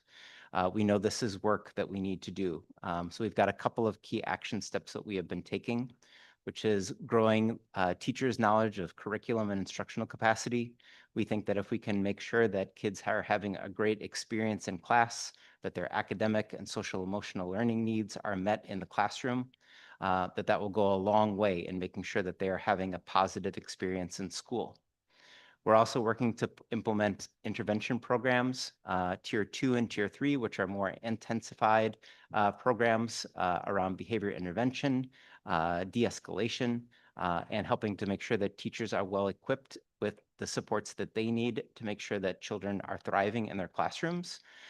When we come to the February meeting, I have asked a couple of members of our district team to join us and unpack this a little bit more and provide a bit of a case study around the work that's happening in our schools. I will say that we are seeing some strong progress in our district. We've seen a significant reduction in our lower level incidences. Those are incidences 1 through 3, a more significant reduction in incidences level 4 and 5, and overall close to a 17% reduction in class suspensions and class removals. I also wanted to pull out data specific to some of the subgroups that I highlighted that really made up the reason for why it is that we are setting this goal. So our students with disabilities, Black and Hispanic students, you'll see that in the 24-25 school year, students with there were 71 incidences of suspension or removal for students with disabilities. See 40 for Black students and 54 for Hispanic students. And currently we're on track to really make strong progress towards reducing those numbers. Currently 21 incidences district-wide for our students with disabilities, 11 for Black students, and 19 for our Hispanic students. And you see the drop in the rate of suspension and class removal for these subgroups of students. So we're making progress. We know we've got a lot more work to do. Even with this reduction, we recognize that there still is disparity between students in these subgroups and the general population of students in District 2. So there is work to continue to do. And as I said, we are going to update our goals around literacy and math, and specifically around all of our students as a general populace, but also looking specifically at 4 subgroups of students: our Black, Hispanic, students with disabilities, and English language learners. We recognize that we have work to do. There are gaps that have existed historically in our district, and our work is to work to close them. In February, we can update and tell a little bit more of the story around how it is that we are measuring the progress. We're looking at academic screeners, curriculum embedded assessments, IEP goals and objectives, and various measures for how it is that we're evaluating the progress of English language learners, multilingual learners. We also have been working to set a short-term goal that everybody can help us out with. The New York City School Survey is about to open, and we want to make sure that we have as many voices at the table, many voices that are depicted in these data. So the data that you see here are the rates of participation amongst different schools. So you see for parent and family participation, we have 11 schools who last year had between a 75 and 100% rate of participation on that survey. 14 schools had 50 to 74, 20 schools 30% to 49%, and 3 schools had 17 to 29%. What we want to do is make sure that every single one of our schools has a parent and family participation rate of 65% or higher. And we've been working together with the schools that have these very high participation rates to help to spread those best practices. We also see no reason for why the student participation should not be 100% across the board. I have emphasized to our school leaders the importance of making time for students in grades 6 through 12 to complete the New York City School Survey. We have a couple of schools who have less than 75% participation. Same thing for teachers. We believe that there's no reason why 100% of teachers should not be completing this survey. I am not putting the blame on teachers. I am asking our school leaders to make sure that there is time for teachers to complete that survey, and also emphasize the importance of them sharing their voice and perspective of how things are going in the school. So these are a couple of say short term, just because the New York City School Survey will be opening shortly, and then it'll close in the spring. But we're looking for everybody's participation on that survey. During our last meeting, there were a couple of questions that were asked, specifically in regard to open streets and our substance abuse prevention counselors, and what numbers of those exist currently in our district. So in regard to open streets, and specifically open streets are permits that school communities can put in with New York City to help to close off parts of a street for either the entire day or portions of the school day. There are 4 schools in District 2 that have an active open streets application. Those are 4 of the schools that fall into our district, and our district CEC and superintendency. Those are PS3, 42, PS3, 43, which is Peck Slip, and Ballet Tech.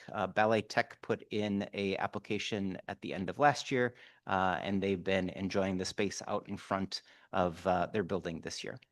There are a couple of other public schools that have open streets applications on file, City As School and Washington Irving. But there are also a bunch of private schools in the district that have successfully applied for and received the open streets application. In our district, we currently have 4 SAPIS counselors at MS 131, Clinton, PS 111, which previously had been a K-8 school, and MS 896. I know there's a resolution that was put in place. The SAPIS counselors that are working in these 4 schools are very valued for the work that they are doing directly, both with students that are on their caseload as well as the broader school community. As the former principal of MS 896, I can say that our SAPIS counselor was invaluable in the work that she did.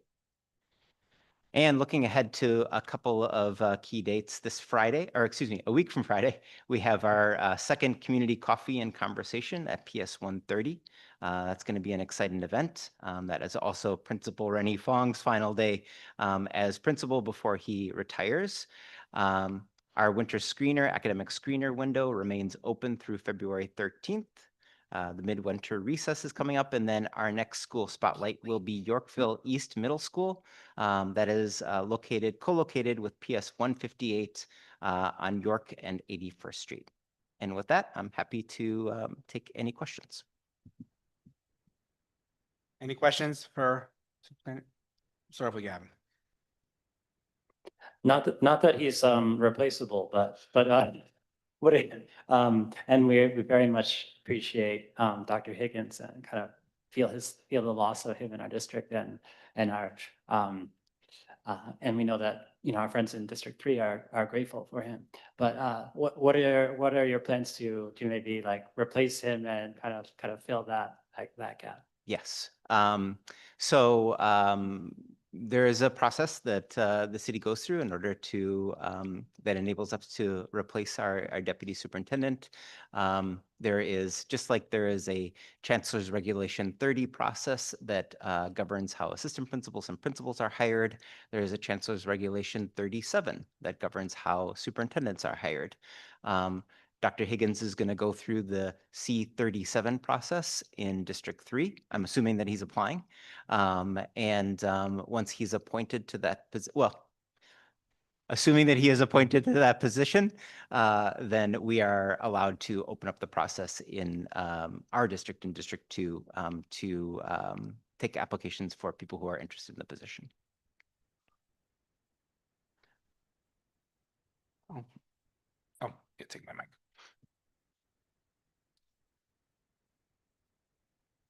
Thank you for the presentation, Kelly. I wanted to mention something in regards to the physical and emotional. Sure. Oh, sorry.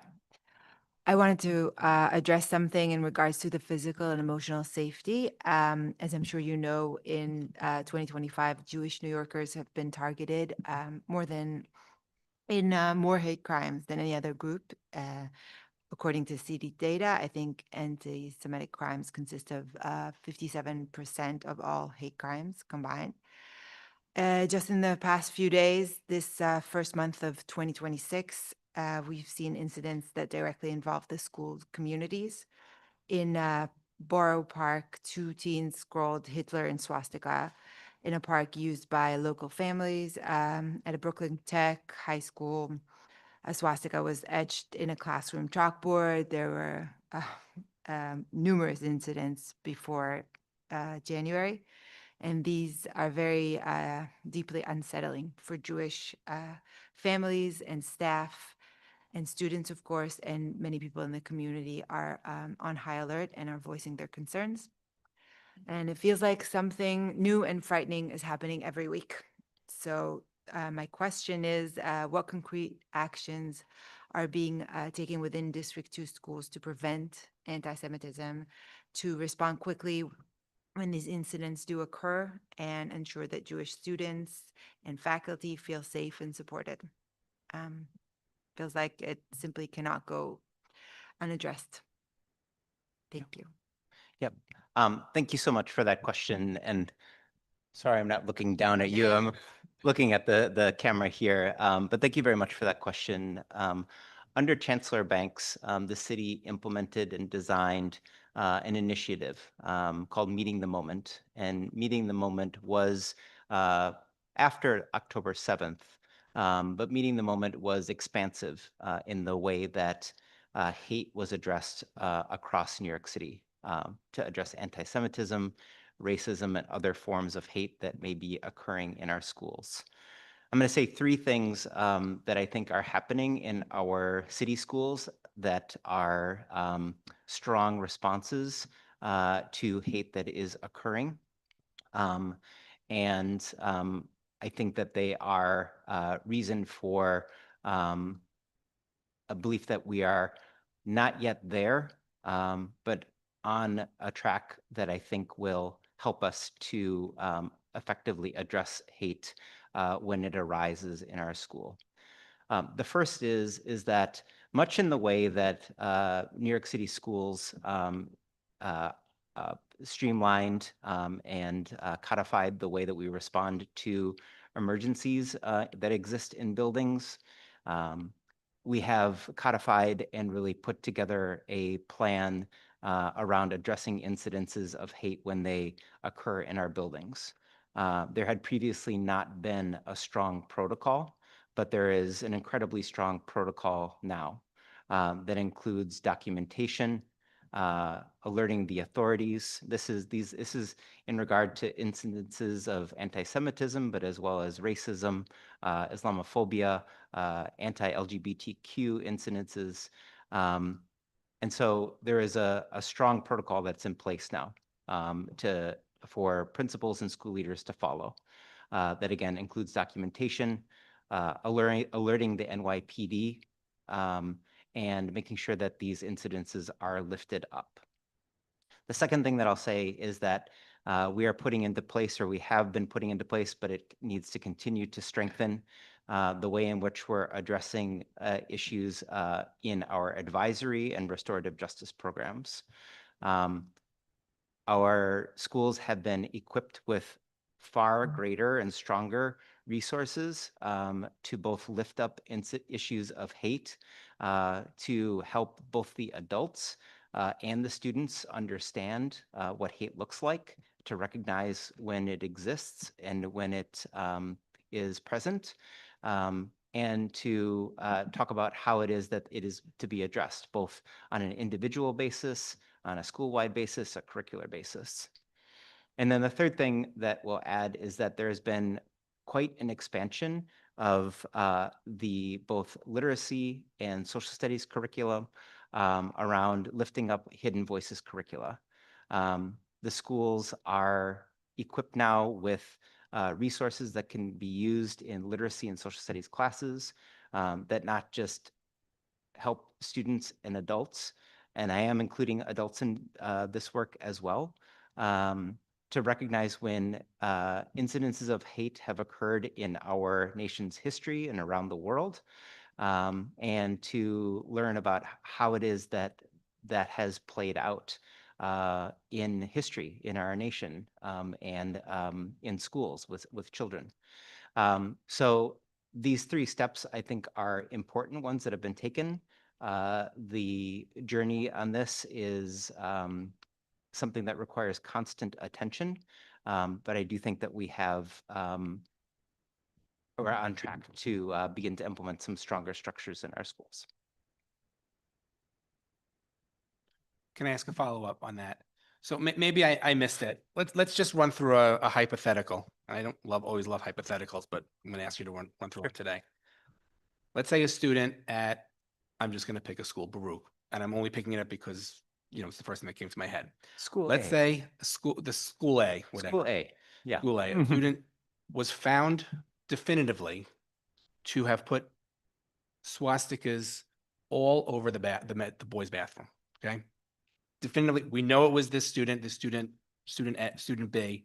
We know it was a student. There's no doubt.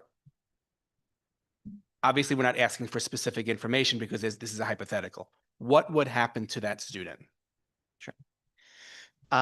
So the Chancellor's regulations also includes disciplinary action that is that's in response. I would say before disciplinary action occurs that there are that NYPD is directly involved when an incident like that happens. The NYPD is generally works with the school depending on the age of the child. We deal primarily with 3 to 14-year-olds in District 2. But they do take record of the incident, but then the disciplinary action is generally left to the school. There are a lot of different circumstances that one has to discuss and determine what the best course of action is. I will say that any kind of incident that we haven't had, any kind of incident that that remotely comes close to that, our district team is involved. Our district team is providing guidance both to the school leader, the dean, the teacher, around what disciplinary action is appropriate. And again, the chancellor's regulation offers a variety of different responses that could take place. For an incident like this, it really depends on if this is the child's first incident or if it was their second, if it was depending on the age of the child, depending on a bunch of different factors that need to be weighed when determining what's most appropriate. Obviously, prevention from ever having something like this happen again, education, and making sure that the community is there to make sure that this doesn't happen.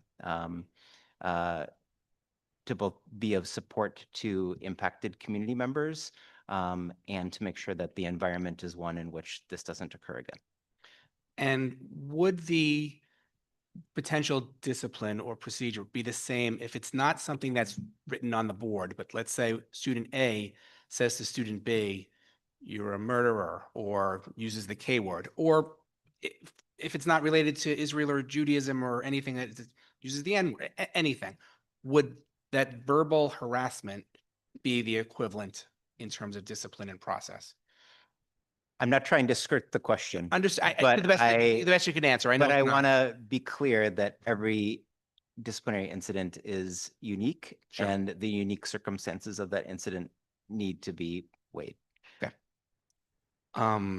Okay. Anything else on this topic? Just on this. Okay. Address these incidents if the school does not report them? The parents or? Well, if it's not reported, Yes, because it has not been. yeah. I mean, your response. I will say that I have made very clear to school leaders that not reporting something is not an option, that they must be reported. And so, if an incident comes to light and people are finding out about it after the fact, I would really like to know about it because there are important steps that need to be taken in that situation. Yeah. You had your hand. It wasn't on. Oh, okay. Okay. Anything else on this topic before we move on? Okay, so I have a question, and then we'll go to you if that's okay. So the question I have is actually from Sabina. Sabina can't be here tonight. She had a death in the family. So we are seeing, and I've seen this also, we're seeing a number of circumstances where getting occupational therapy for students has been a challenge. There's a lack of them within the system. I know at my school, 340, the occupational therapist retired in October, so it's probably not the easiest time. It took a while. We got somebody part-time, not full-time, which we used to have. Sabina reports that in District 75, it's actually hitting even harder because in some cases, my understanding, and correct me if I'm wrong, is if you can't get it in the school, you might send that student out, I think. And it's very difficult to do that with a D75 student. We know transportation is a huge challenge. So I understand you're not the superintendent of the D7. I don't believe you're the D75 I don't think you No, oversee. but we have a lot But of it's a- District it's a- 75 kids in our schools in our and building, they are and it's the also a global, responsibility. it's Yep. also a whole system-wide issue. Yep. So can you talk about that, the problem of finding, and I don't think it's just OT, I think it's probably speech pathologists and other. What is being done, what can be done, and what do we tell parents when they come to us with that issue? Occupational therapy is a particular area of need. And there is no question that our school system needs to hire more of them and access more resources, both between between staff who work for New York City Public Schools as well as those who might work for a private agency. There are some steps that are being taken that are being taken in order to try to address the gap. One of the things that you alluded to was a RSA voucher. An RSA does enable a family to arrange services that can be provided for the child both in the home and or at school. There are schools that have been working with our district team that are supported by a therapist from a private agency. And recently, the city has expanded weekend support for students receiving speech therapy, occupational therapy, and other related services at some central locations around the borough. But this does not fully address the gap that we have, and it is work that we are in need of addressing across the city. I will say that when an issue like this it comes to our office, that and I had this same perspective when I was a principal, that not having a therapist is not an option, and we will help the family or the school by being that squeaky wheel. I'm not saying that our squeak always makes things happen in the kind of timeline that we would like for it to happen, but we will serve and support in that way. Yeah. It's cool. Hi. Oh, here you go.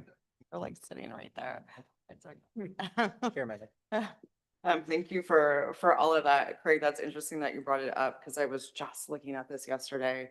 When a school gives the reason of not giving related services because they don't have the funding to do it, they don't have the staff to do it, they don't have this or that, that there actually is this thing on the U of T compliance, special education compliance website, right?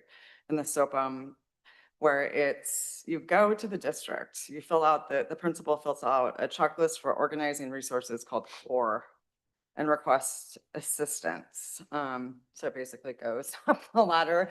And I know Kelly has said, sorry, Superintendent McGuire has said this before, that he wishes schools would, when they're in the weeds, instead of hiding it from parents and kids going for months on end without getting services, that they actually reach out and ask for help, right? And this looks like the first step in doing that. So I think that that's something that needs to be reiterated. I know there's staff, support staff, related services providers, and teachers who don't know about this, who are getting kind of the same feedback, and they're like, my hands are tied.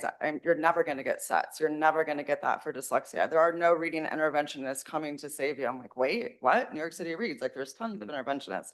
So I think that it's just sharing that information and organizing at your school and getting that community started to get the word out. Also, the CCSU is a great resource, and we should do more partnering with them since we have so many students with disabilities here in District 2. But that wasn't actually what I wanted to ask or talk about.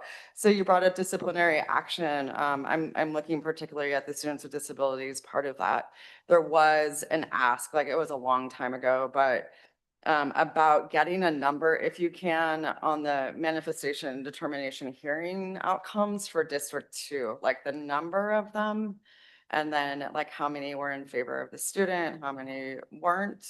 And I don't know if you can get this, Kelly, but if you can, how many had some sort of legal advocate with them in that hearing? And I think it would be great to like kind of do what they did with the Office of District Planning to go back to like 2019, you know, if you can, pre-COVID, and then look at it now. And I'm curious because you're saying what's helping has a lot to do with looking at IEP goals and looking at strengthening those and looking at strengthening, you know, progress monitoring and reporting. This is all development. This is all professional development. And it does do those things when you have that professional development. What teachers are telling us here, a lot of us, is that they don't have time, even in professional development, to learn these things. To work on these things, that their PD time is predetermined by, you know, admin. No, you're going to do this. You're going to work on this, and so they just can't get it done. It would be great to have someone from the CAT team, the Center for Assistive Technology, go into some of these middle schools where assistive tech is sort of booming, or it's trying to, right? We're trying to reach those students. They have no idea how to implement it, and it's not their fault. They don't have the training. They don't have the time.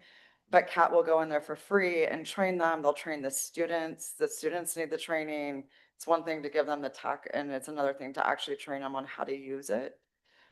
So I'm just curious about that piece. Like, how can we create more time and opportunities for staff to, you know, for teachers to learn about these awesome supports, like social skill groups and all the awesome mental health supports that are available, like ABC, you know, and the SAPIS providers. Yeah.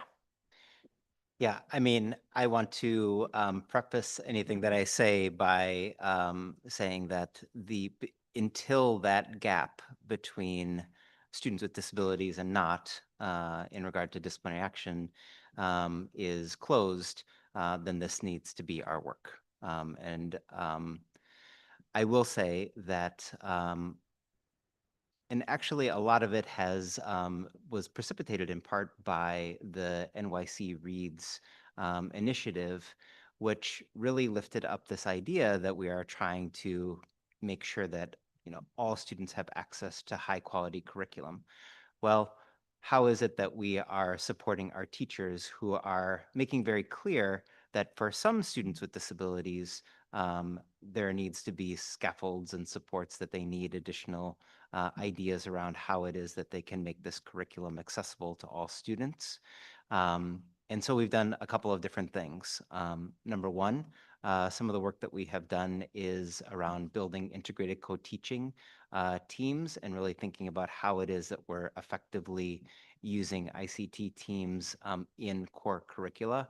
All of our schools have integrated co-teaching classrooms, and of the total number of students with disabilities that attend school in District 2, kids in ICT make up a huge proportion of them. Another thing that we have done is I shared a little bit about the work that we are doing with our special class teachers. And starting right at the beginning of the school year, I organized a visit with a bunch of our district leaders to visit every single one of our elementary school special classes. And we took a step back then and figured out and asked ourselves what the classes need, the teachers need in order to thrive. And starting last month, we have started a professional development series directly with this group of teachers and paraprofessionals. And I will say that we didn't have one principal say boo about releasing all of their teachers and all of their paraprofessionals to attend this series. We are starting with a short series for all teachers and paraprofessionals, and then we are implementing one-on-one coaching through this initiative. Because really, we really, again, want to strengthen and support the capacity of our teachers, and they are hungry for it and really want to do all that they can do to support their students. You're absolutely right that making sure that our teachers are well-versed in assistive technologies, as well as other augmentative communication strategies in the classroom are really a part of the work. Some of our schools are doing a great job with that, but we need to expand it even more.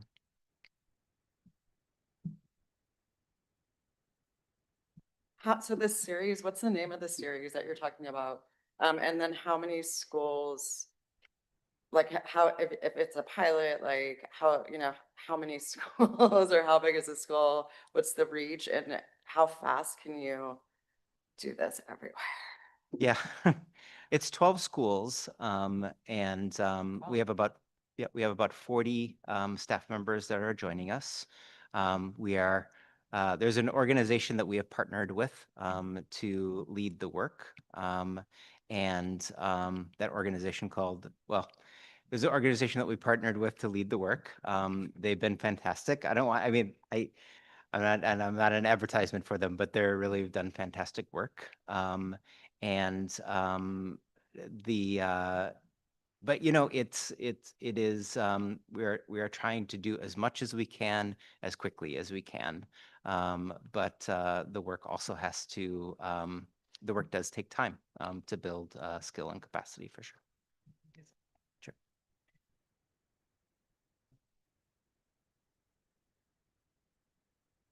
Just really quickly, I had an email from a couple parents actually, that want to know if there's ever any time for you to survey parents and teachers on what they think about the Wit and Wisdom curriculum.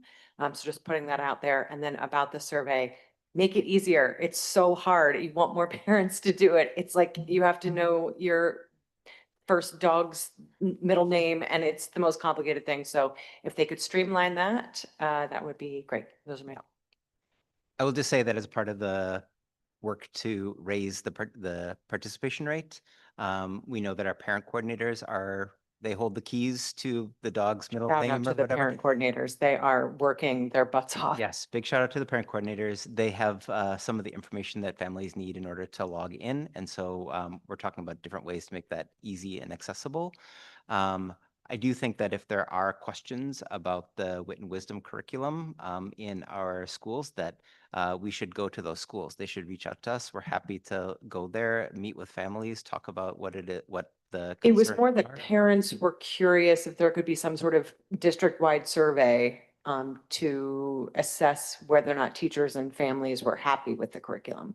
That's the question that I got specifically in an email from a parent. Yeah, yeah, we're always looking to gather feedback. I think that the question of, we are continuing to work with this curriculum. And what I said was, from the very start was, the way that the curriculum looks at the end of year 1, at the end of year 2 is going to be very different than the way it looks at the end of year 3. And we're already starting to see some changes that schools are making in ways that they're enhancing the different modules. And so we're looking to spread that even more. Sure. Thanks.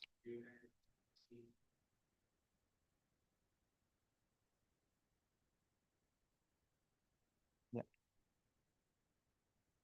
Thank you.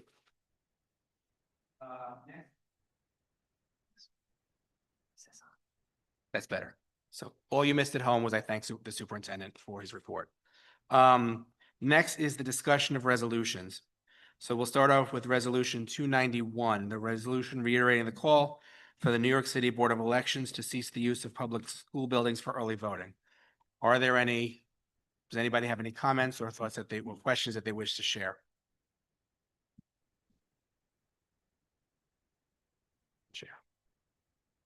Okay.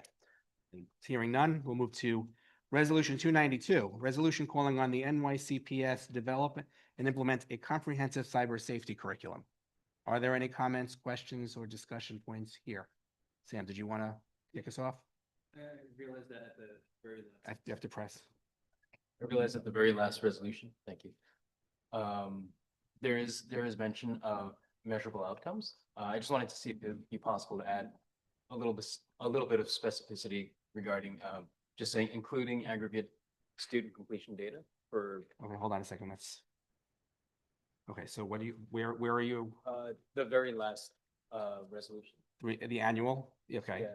And then what do you want to add? For the resolve that New York City Public Schools report annually to CECDC's on curriculum rollout, training, and measurable outcomes.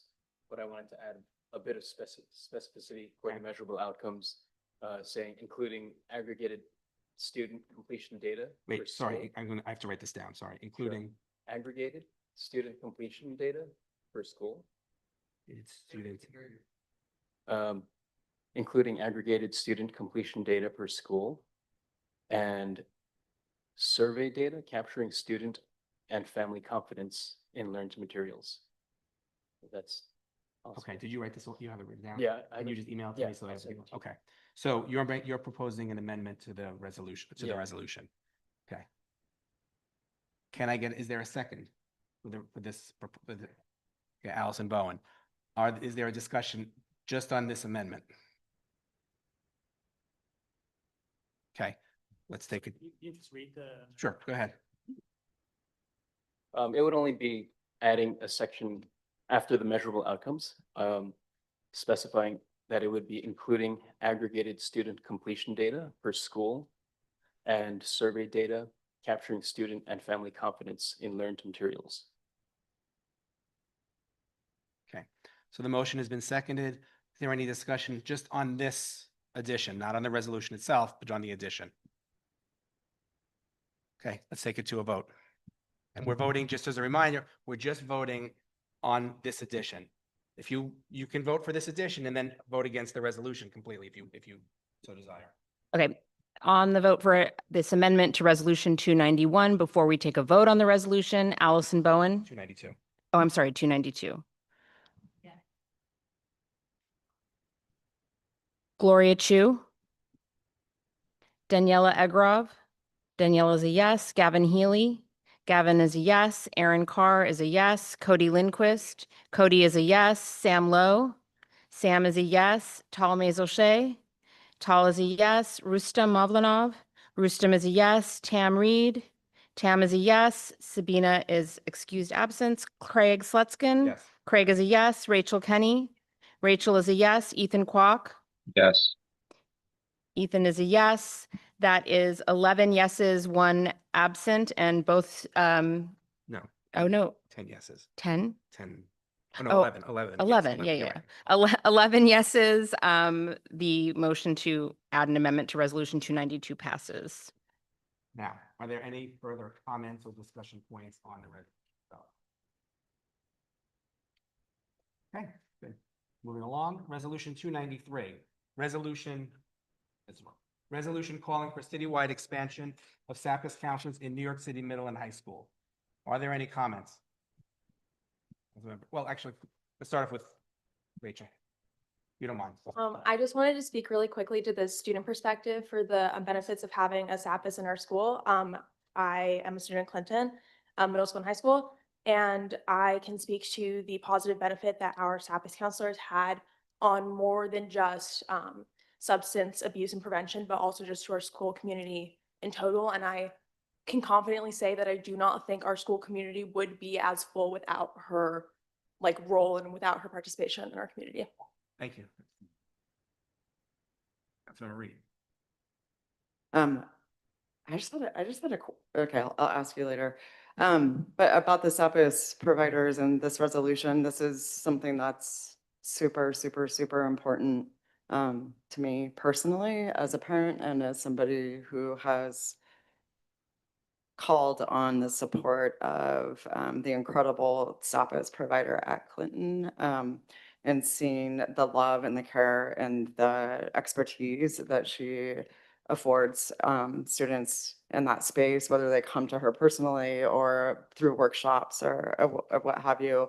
And the younger, she worked with the younger grade starting in 6th grade. And I was just blown away by the level of understanding addiction and how it works before you're even addicted to a substance, but the addictive behaviors or risk factors involved that increase your chances of addiction, including bullying and harassment and being othered and lots of other things, right? Some genetic factors too, but she also just works with community building and making kids feel good about themselves and talking to one another. And so when I found out that this wasn't normal for a school to have a full-time or even a part-time SAPIS provider, I just started wondering, like, why is that the schools with all the money get all the things, you know, and this affects kids all over District 2, right? Like the inability to have access to that kind of care before you're in crisis, but also while you're in crisis, and to have it confidentially. And so I really hope that, you know, we can expand this to more than 4 schools. And there's a big need for it. And thank you, Councilmember Kenny, for sharing that too. I also really love our SAPIS program. Yeah, I mean, I'm going to echo what people have said. This is also a personal issue for me as a parent, and also because I was a child who started using serious drugs at age 13 and hid it from my family for a decade. Had I had something like a SAPIS counselor in place, my situation may have been very different. And I think that we underestimate the age at which children experiment with and have access to substances. And I think we also underestimate their ability to hide those things. I think that we often have preconceived notions of what we think addiction looks like, and it doesn't always look like that. And then secondly, I think it's, as both of you pointed out, it's beyond just the substances themselves, right? I do a lot of work in this area. I work with adolescents, I work with parents, and I'm very well versed in this world. And it is my belief from everything that I've experienced and the data that I have seen is that the addiction is there before the substance comes into place, right? And I don't mean that in a necessarily genetic, physiological way. So I think it's beneficial for every single person in our community beyond the schools to have these types of programs. Interventional programs save, you know, from a fiscal standpoint, interventional programs save taxpayers money. If that is the concern, it prevents quality of life issues later on, and it benefits students and families. And there are a lot of students, you have to remember, who may not be able to go to parents with these issues or think that they can't. And there are a lot of parents who don't know how to talk to their kids about these things. The more we talk about it and are open about it in schools, it normalizes having these discussions. Getting them out of the darkness is how we help people heal. So full support of this. Thank you. Correct. Sorry, go ahead. Yeah. So during our last SLT meeting in our school, we talked about how some newer substances that we even don't know, have never heard about them, can lead to dependence very quickly, and now being sold openly in convenience stores in New York City. So kids are exposed to these products much earlier than many adults realize. That's why it's quite important to work with the students directly and to educate them early, give them accurate information, and help them build awareness before all that experiments turn into a problem. So I totally support this resolution. Russ, thank you for that, because that was something that I totally spaced on. I've lost so many students to fentanyl, and not, you know, and accidentally, you know, accidental overdoses. So much of the stuff that they're buying online as 12, 13, 14-year-olds buying vapes online and getting cartridges that have fentanyl in them. I mean, it's like one and you're done. You know, and that wasn't a thing when we were young and we were experimenting. If you did with whatever you were doing, that you were going to smoke weed or smoke a vape, or you were going to like snort a line of something, sorry to get graphic, and you were going to die. You know, and we've had kids and parents in these spaces who are like, my kid was in, you know, straight A student in the gifted and talented program and overdose on fentanyl at age 13. I'm bringing it here, you know, CCHS or whatever council has passed a resolution to bring fentanyl awareness, naproxen, all these things to the schools, right, to help the kids with that. So thank you for bringing that up. But there's also this thing that's happening or has always been there with the potency, right? It's so much stronger, you guys. Like what they're getting now, take it from me, is so much stronger. And there are kids that are already at a higher risk of things like early onset psychosis, you know, and this is a new field, not really new, but it's coming forward more now because there's more and more teens that are showing up in the ER because they have cannabis-induced psychosis, right? And then they have symptoms that push them into early onset. schizophrenia, all kinds of things if you're genetically predisposed. It's a real thing. I've been impacted by it, I know.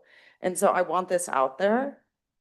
And we need programs like this. We need that help, and don't think that your kid is, like above this or is not affected by this. Or sixth graders vaping in the bathroom at every school dance. I can guarantee it. So let's just come together and like be better. Yeah, and just to conclude, although if anybody has any other comments, obviously the short-term goal is to get more SAPIS counselors into more schools. Long-term, I do think that the DOE should look at this not as a one per school, because not all schools population-wise are the same. So for example, what does Clinton have, about 800? I don't know, 800 students, and they have one counselor. Would you have one counselor for Brooklyn Tech, which has what, thousands and 6,000 kids? It's not apples to apples, so you should have more than one. I would think several SAPIS counselors in that school. That's more long-term because there are so many middle and high schools. But at the very least, each middle, in my opinion at least, each middle and high school should be covered. In a high school that has 84 people, you may not need a full-time person. In a school that has 6,000, you probably need multiple full-time people. Okay. Moving along, Resolution 294, in support of uniform eligibility for parents of English language learners to serve on citywide and community education councils.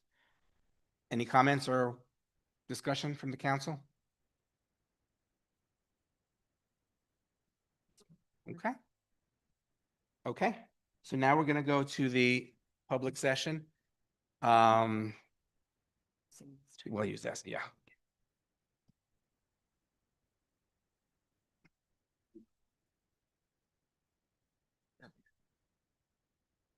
I've only got 2 on person. Okay.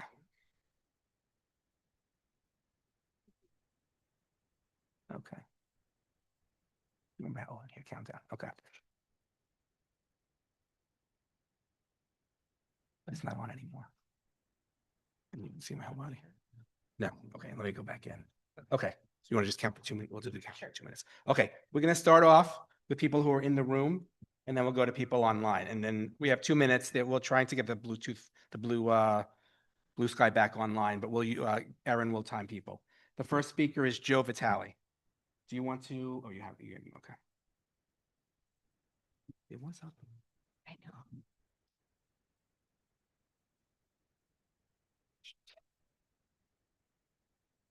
Hi, for those of you who can't see my sign, it says CIS equals. The meeting minutes are again wrong. For November 19th, 2025, they say in the second session that I opposed Resolution 248.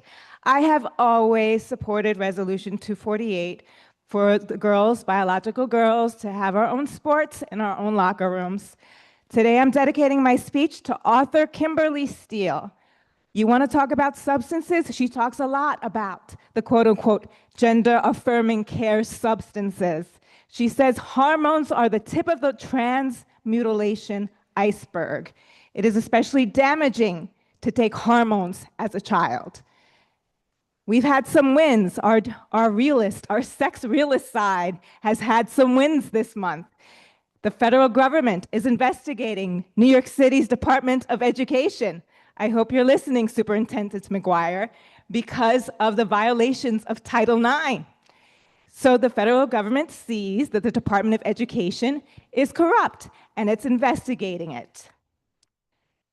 My question again, this is the third time I'm going to ask the question for Superintendent McGuire, and you can, of course, forward it to the chancellor if the council wants to. And that is, what do you have to say to biological girls who do not feel safe sharing a locker room or their sports with biological males? So whenever you look at me, or whenever you don't look at me, because I guarantee you my ego does not rely on you. So whenever you look at me or you don't look at me, think about the biological girls who do not want to share locker rooms or share their sports with biological males. The Department of Education is in bed with the pharmaceutical industry. This is a business model for Big Pharma, and our kids are cash cows and collateral damage.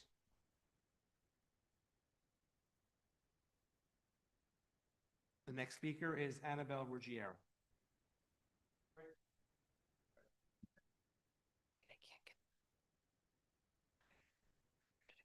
Thank you. When Mayor Mamdani announced the start of the city's universal child care program, he and Miss Rachel visited an elementary school for a photo op. On Twitter, Daniela commented, "I am Vice President of CEC District 2, and I can guarantee that the majority of parents and families in our district don't want you to invite and welcome anti-Semitic celebrities into our schools." Well, what anti-Semitic acts has Miss Rachel committed? She has committed the heinous act of highlighting Palestinian children who are victims of genocide. Kind of snark. One of the children Miss Rachel has made videos with is Rahaf. Rahaf is a 3-year-old girl from Gaza who had both her legs amputated after being caught in an Israeli airstrike. Well, there are Jewish Israeli children who are victims of Palestinian resistance. If she completely overlooks them, then she could be anti-Semitic, except she has explicitly included them in her activism as well. In other words, her activism is completely consistent with every life, a universe, an idea in Jewish theology straight from the Talmud. So this is not about anti-Semitism. This is about the fact that Miss Rachel is critical of the state of Israel.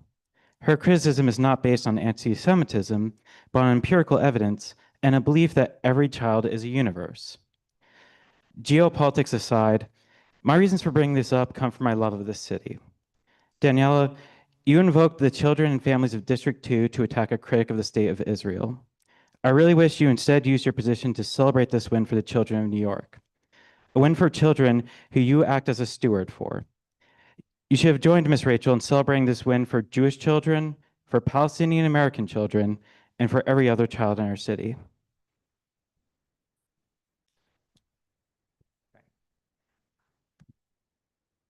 The next person, we're gonna go online now. The next person, I'm trying to unmute you. I don't know if you're still on, is Lisa Marks.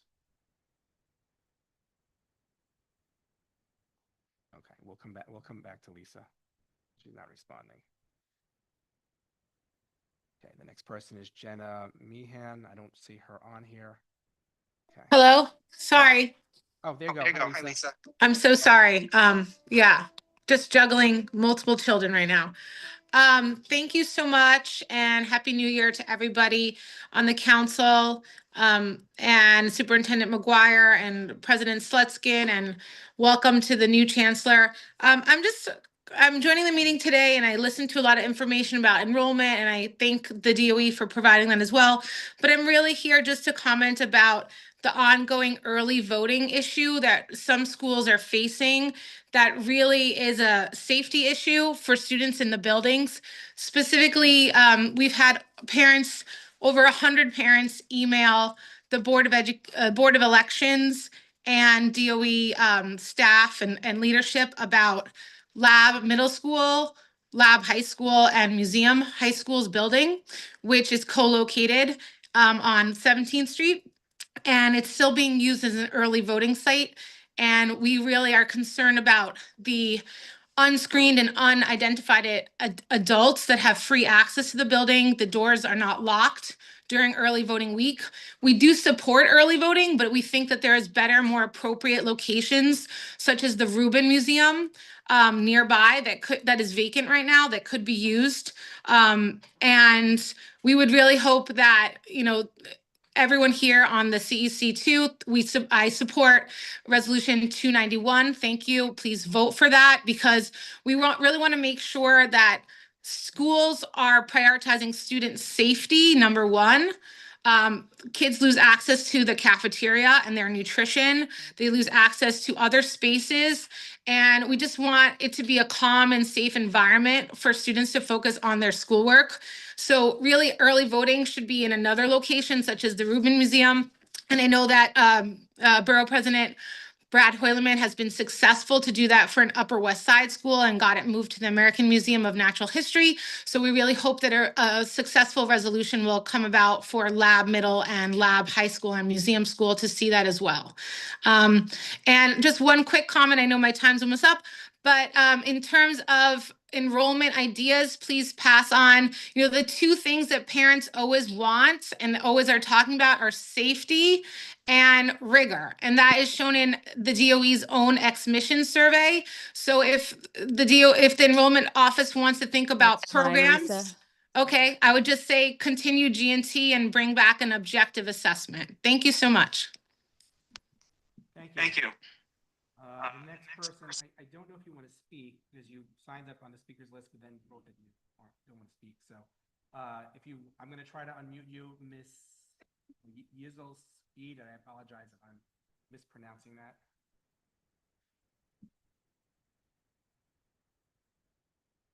And then, assuming no, and if you could raise your hand if you in the chat if you would like to speak. And then the last person will be Mitch. Unmuting you, Mitch. There you go. I think you're on. Thank you very much.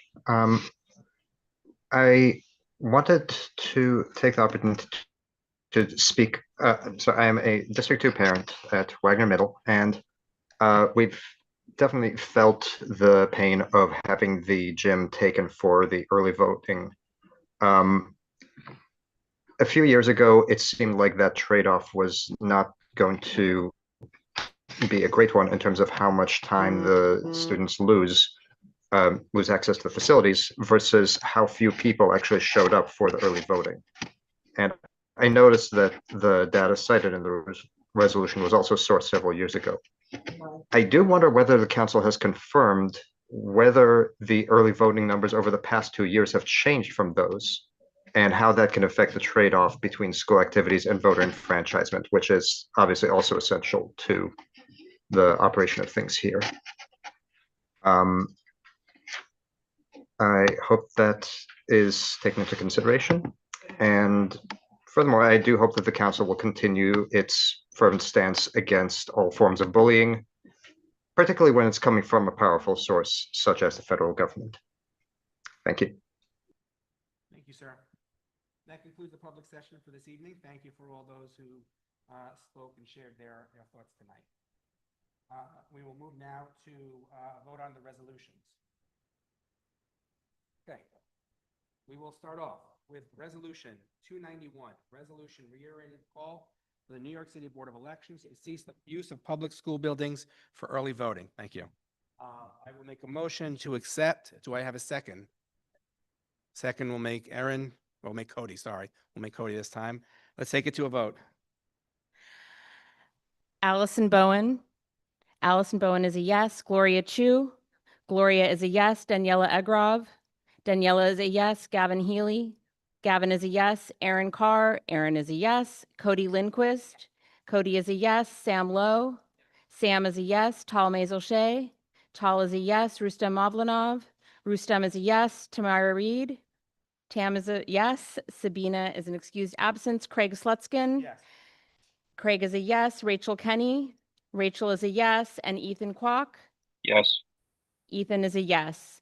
The resolution passes with 11 yeses, 1 absent, and both student voters as a yes as well. Thank you. Resolution 292, as amended. Resolution calling on the NYCPS to develop and implement a comprehensive cyber safety curriculum. I'll make a motion to accept and approve. Do I have a second? Aaron can be the second. Let's take it to a vote. Allison Bowen. Allison is a yes. Gloria Chu. Gloria is a yes. Daniela Egrov. Daniela is a yes. Gavin Healy. Gavin is a yes. Aaron Carr. Aaron is a yes. Cody Lindquist. Cody is a yes. Sam Lowe. Sam is a yes. Tal Mazel-Shea. Tal is a yes. Rustem Mavlanov. Rustem is a yes. Tamira Reed. Tamira is a yes. Sabina is an excused absence. Craig Slutskin. Craig is a yes. Rachel Kenny. Rachel is a yes. Ethan Kwok. Yes. Ethan is a yes. The resolution passes with 11 yeses, 1 excused absence, and both student voters also voting yes. Resolution, that was 292, right? 293, resolution calling for the citywide expansion of SAPIS counselors in New York City middle and high schools. I'll make a motion to approve. Do we hear a second? Councilmember Cody Lindquist. Second. Allison Bowen. Allison is a yes. Gloria Chu. Gloria is a yes. Daniela Egrov. Daniela is a yes. Gavin Healy. Gavin is a yes. Aaron Carr. Aaron is a yes. Cody Lindquist. Cody is a yes. Sam Lowe. Sam is a yes. Tal Mazel-Shay. Tal is a yes. Rustam Mavlanov. Rustam is a yes. Tamira Reed. Tamira is yes. Sabina is an excused absence. Craig Slutskin. Craig is a yes. Rachel Kenny. Rachel is a yes. Ethan Kwok. Yes. Ethan is a yes. Resolution 293 passes with 11 yeses, 1 excused absence, and 2 yeses from our student voters. Resolution 294, and thank you, in support of uniform eligibility for parents of English language learners to serve on citywide and community education councils. I'll make a motion to approve. Do I have a second? Council member Gloria Chu. Seconded. Let's take it to a vote. Allison Bowen. Allison is a yes. Gloria Chu. Gloria is a yes. Daniela Egrov. Daniela is a yes. Gavin Healy. Gavin is a yes. Aaron Carr. Aaron is a yes. Cody Lindquist. Cody is a yes. Sam Lowe. Sam is a yes. Tal Mazel-Shay. Tal is a yes. Rustam Mavlanov. Rustam is a yes. Tamira Reed. Tamira is a yes. Sabina is an excused absence. Craig Slutskin. Craig is a yes. Rachel Kenny. Rachel is a yes. Ethan Kwok. Yes. Ethan is a yes. Resolution 294 passes with 11 yeses, 1 excused absence, and both student voters voting yes. I was just going to say, Had It's because I four unanimous votes. Yeah, absolutely. It's because we have a plethora of people who will second these motions. Okay, thank you. And Sam, if you could just please send me that language because I will not remember it. Okay, thank you. Report of committees. Are there any reports of committees? one brief thing. So I've been in contact with my other safety and school climate committee members, and we are going to be in communication about setting up a presentation in the spring sometime. You want to mention that we? Okay, that's fine. Okay, so then motion to adjourn. All in favor? Okay, so let's go straight in. If it's okay with everybody, we can go straight into the business meeting. We'll do a call to order. Roll call. Yep. For our working business meeting, Allison Bowen. Allison is here. Gloria Chu. Gloria is here. Daniela Egrov. Daniela is here. Gavin Healy. Gavin is here. Aaron Carr. Aaron Carr is here. Cody Lindquist. Cody is here. Sam Lowe. Sam is here. Tal Mazel-Shay. Tal is here. Rustam Mavlanov. Rustam is here. Tamira Reed. Tamira is here. Sabina is an excused absence. Craig Slutskin. Craig is here. Rachel Kenny. Rachel is here. Ethan Kwok. Here. Ethan is here. We have a quorum with 11 present members plus 2 student members. Okay, thank you. So we have a bunch of things to talk about tonight. The first thing, which I'd like to slip in because it's a response to something that was asked, I think 2 meetings ago, was the role of the student representatives and what they can and can't do. Because I did actually go through all these different scenarios with the legal department as to what they can do. So I want to report. And this is from legal. This is not me, pulling it out of there. So quorum. Student members, as we know, cannot be counted towards the quorum requirement of 7. That's state law. Voting on resolutions. Student members are explicitly identified as non-voting members under education law and Chancellor's regs. While there is nothing prohibiting a council from recording a student member's vote for informational purposes, it would not count and may cause confusion. We do it anyway. I don't think it causes anybody confusion. I think it's fine, and I think it's good for you and Ethan to have a say. Sponsoring resolutions. Student members cannot sponsor resolutions. They may be listed on a resolution as there is no prohibition against that. So Craig editorializing or Craig commenting. What we did last year, because there was a bunch of times, is we would say sponsored by Aaron, Cody, Daniela, joined by Ethan or Rachel, whomever. So they can't be one of the 3 that sponsor. They can't sponsor a resolution. Making motions. As non-voting members, student members should not make motions consistent with Robert's rules. However, if you want somebody to make a motion for you, you are always welcome, and I think most people on the council would be happy to do that for you. Committees, student members may serve on committees. Whether they may chair a committee is not really clear. This is from legal. So it's really kind of up to us. Participation in discussions and executive sessions. Student members may participate in discussions. I'm just going to say we actually welcome you to participate in discussions. Their participation in executive sessions is not automatic. It's up to the council, but it's not required. When we go into executive session, it's usually there's a highly sensitive matter, usually personnel related or something like that. I would think that we would include, but we'd have to take it on a case-by-case basis. And reimbursements, student members, as I mentioned, are entitled to the same reimbursements as voting members under state education law. I think we've talked about it with you and Ethan. If you need any refresher on that, speak to me or Victor, and we'll be happy to set you up. So that's the role of student reps, yes. Sure. To the extent I can answer it, I mean, yeah.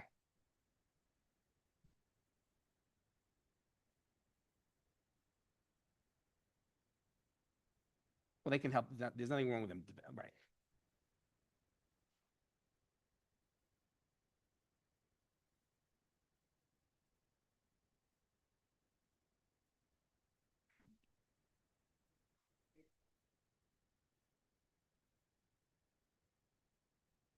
Well,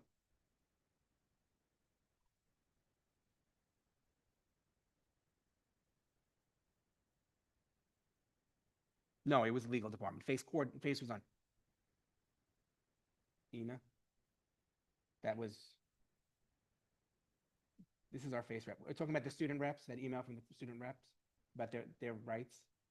Remember that email that we had that was Samantha, or I don't know who, Henry? Henry is a senior. I don't know. I just know Henry, but I don't know.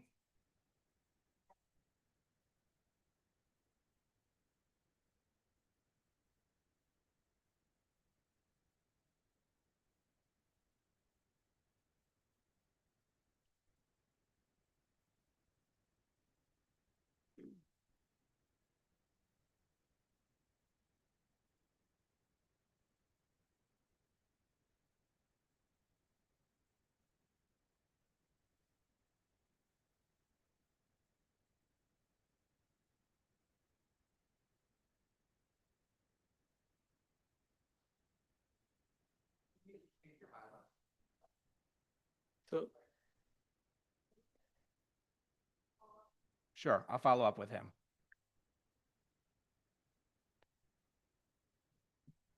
I don't know that it specifically said it, Chancellor. I think it's his interpretation of that in Robert's Rules of Order.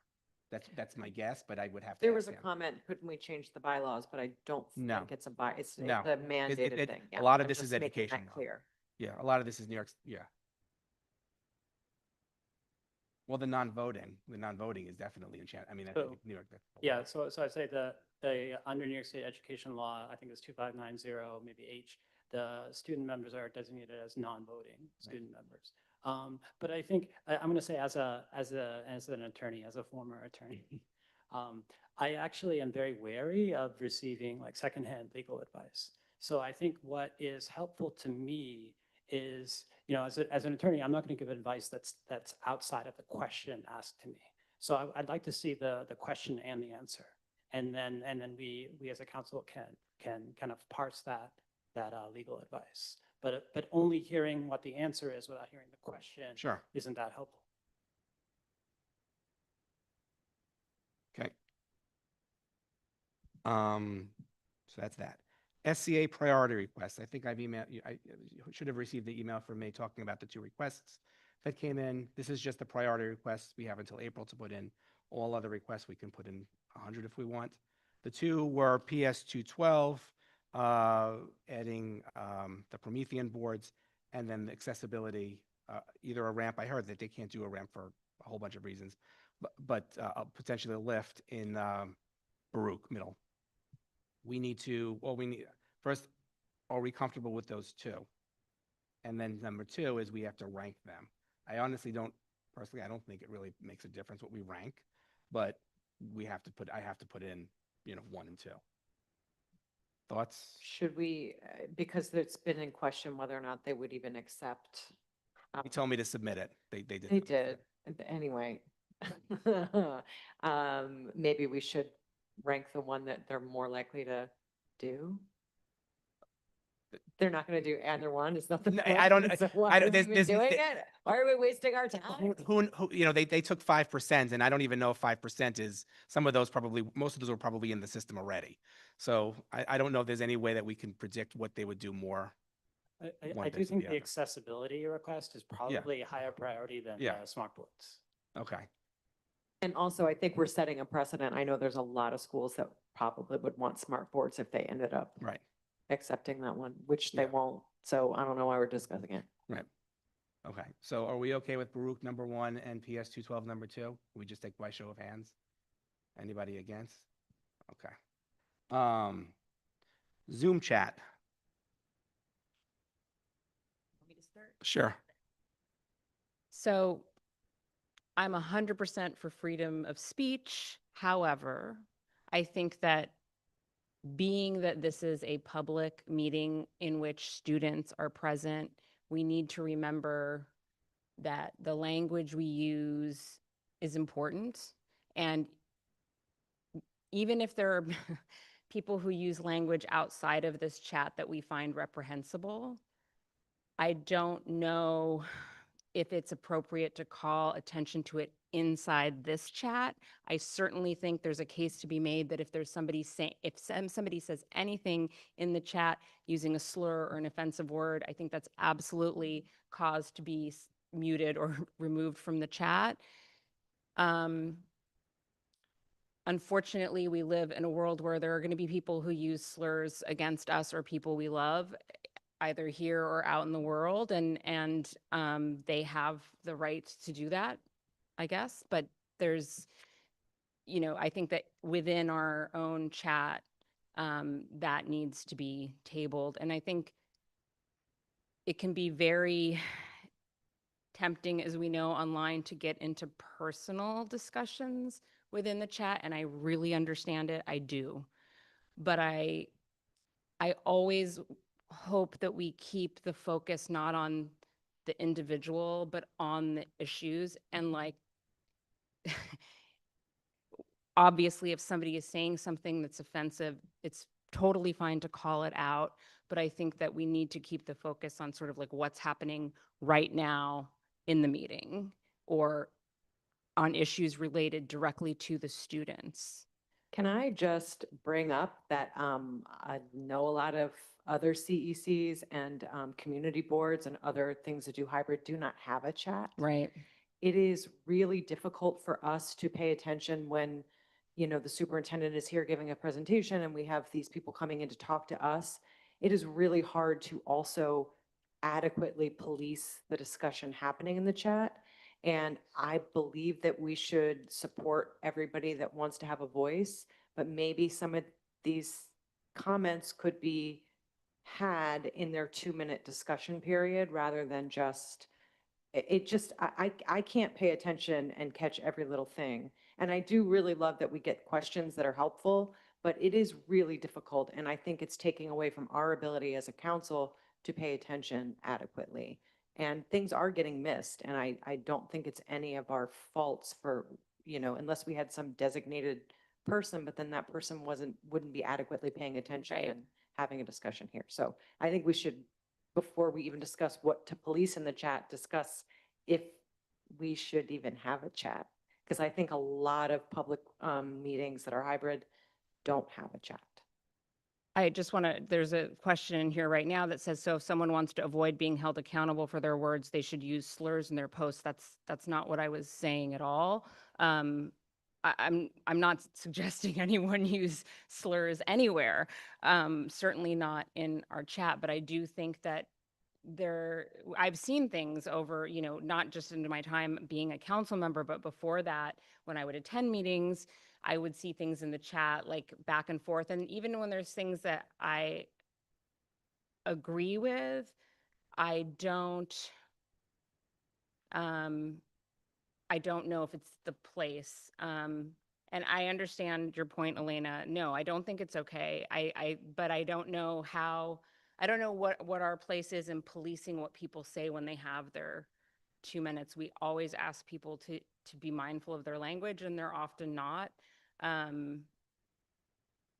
Carrie, we do our best so that you can hear us online. We're humans who make mistakes with the microphone a lot, especially here. You have to push the thing, and I talk kind of loud, but not everybody does. And we are trying our best, and I do understand what you're saying. It's very challenging if you're watching something online and you can't hear us. So we could also go to chat, whereas the chat is limited to just us, so they can't speak to each other. But if they have a problem like, I Or a can't hear question, right. or question, it just comes to the 12, 14. Yeah, and because if people have questions for the superintendent or they have questions for us in the discussion of resolutions, isn't that what the discussion should be? Shouldn't that be the time where they have the public speaking session? But I And if there's clarifying questions, yes, I do think that they can ask questions of us, but this managing people fighting back and forth with each other seems really difficult. So Yeah. I just want to say, I've attended a lot of these meetings since going back to like 2019 or so. I mean, obviously there was a time when it was, fully online during the pandemic and things got very, very heated. And so what I have seen this term so far is really nothing, like in compared to what we have seen in the past.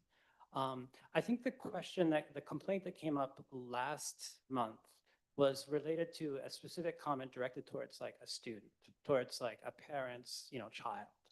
And I think there is a line where, if we have people in the chat talking about students, talking about other people's children in a derogatory way or a threatening way, I think that's a pretty clear line, something we should prevent. But I mean, there were some community members having a discussion today about, various things that were sort of related to education, maybe some of them tangentially, some of them related to this district, some of them related to New York City public schools in general. And I mean, it seemed, it got a little heated, but I mean, I didn't see anything in the chat today that I think like warranted, like we should shut this down. And so I'm kind of wary of being like over sort of corrective for this. But I do think, when there are comments directed towards like that are about or directed towards specific students, I think that's not appropriate at all. And I also don't want, I mean, it's going to be, again, it's really hard for us to like, I knew there was stuff going on in there today, and like, it's challenging to think like, what is the thing in that moment while we're trying to pay attention here and come up with our questions and do that. So that's my biggest concern is not, I don't want to have to like, when sometimes I'll miss something that was said and I have to scroll back and then, it gets, we're ahead to something else and I've missed like 6 things. So please bear with us as we figure this out. And I certainly don't ever want anyone to feel like they're silenced in any way at all. And I think we should always be accessible in terms of people who are online who may not be able to speak. They have a kid sleep, whatever their situation is, but they have a question that we are able to see that and catch it. And it's helpful if we're able to see it because there's not a lot of other stuff. Yeah, We are being expected to police. Right, we are. That's the thing. We're getting emails and we're getting feedback that we missed this, we didn't respond to this. And I don't think it's conducive for us to have conversations and also have a side conversation that we're being held accountable for whatever's said in it. If it's a conversation that goes on and we're not as council members, we aren't expected to police it, that's one thing, but we are getting a lot of feedback that things are going said and we're not getting, we're not policing it in the right way. And we're trying to have a conversation here and listen. So it's hard for us to have side conversations going that we're also accountable for. Yeah, sorry, just. But The microphone. Speaking session, I don't know what the hell someone's gonna say, sorry for the H word, when they come up to the speaker or the microphone, sorry. So that's the thing is like, it feels like policing when we limit it, like you can talk to the members, you know what? CCHS does that and it sucks. I go to those meetings and I can't say, hey, Journalism Coalition, you guys just did a like crazy, amazing presentation for 20 minutes and I can't tell you that.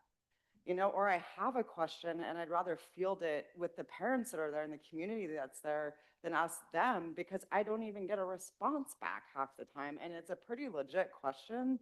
So I think there needs to be just a disclaimer that like, we can't police it in that way. So your expectations need to be adjusted, but please like read the code of conduct that we have for the chat and be adults and stop like hurting people intentionally if you can help it. You know, like it's not really fun to be in a meeting and see what's going on tonight. I've seen worse, but you know, calling kids the R word freely and thinking that's cool when you're head of an educational policy organization is not cool, and it hurts. But like those are the parents that we're dealing with day to day. So like it doesn't bother me in the same way. I just don't want to, I think if the expectation is we can't always intervene, because this council has never done that. You know, we all know that. And I know we want to turn over a new leaf, but to me, honestly, you guys, I hear you. I just want to be very careful with that, because it feels like we're breaking off good community in the chat when it happens, which I've seen parents connect outside of here because of that chat. And they're dropping in links and other helpful information that we can't necessarily drop in, or they're too scared to talk, you know, for various reasons. They don't want to verbally like, you know, participate. So they're participating in that way. So I just think a few, you know, bad actors shouldn't shut down the whole thing. But I don't have you know, besides a disclaimer, I don't have another answer to how you would do that. But I think that expecting us to like do that is not an expectation. It's never been done. Let's just put it that way. We can't. We cannot follow everything in here. We can't make moral judgments on what's being said. We just can't do it. Right, but the reality is people do expect us. There were several comments tonight that said, Craig, could you do this? Why are you allowing this? Why is this? And that's a common thing. That happens almost every month. So people are going to expect it, and it's human nature to do that. I think Aaron and I spent 4 minutes trying to figure out something that we had to deal with the chat during this meeting, and I missed stuff from the superintendent's report. I hear your comments about, you know, engagement within people. At the same time, I don't think comparing it to the 2 minutes that people get and policing that, I don't think they're analogous, because it's 2 minutes, people speak, there's not crosstalk. It's a very different thing.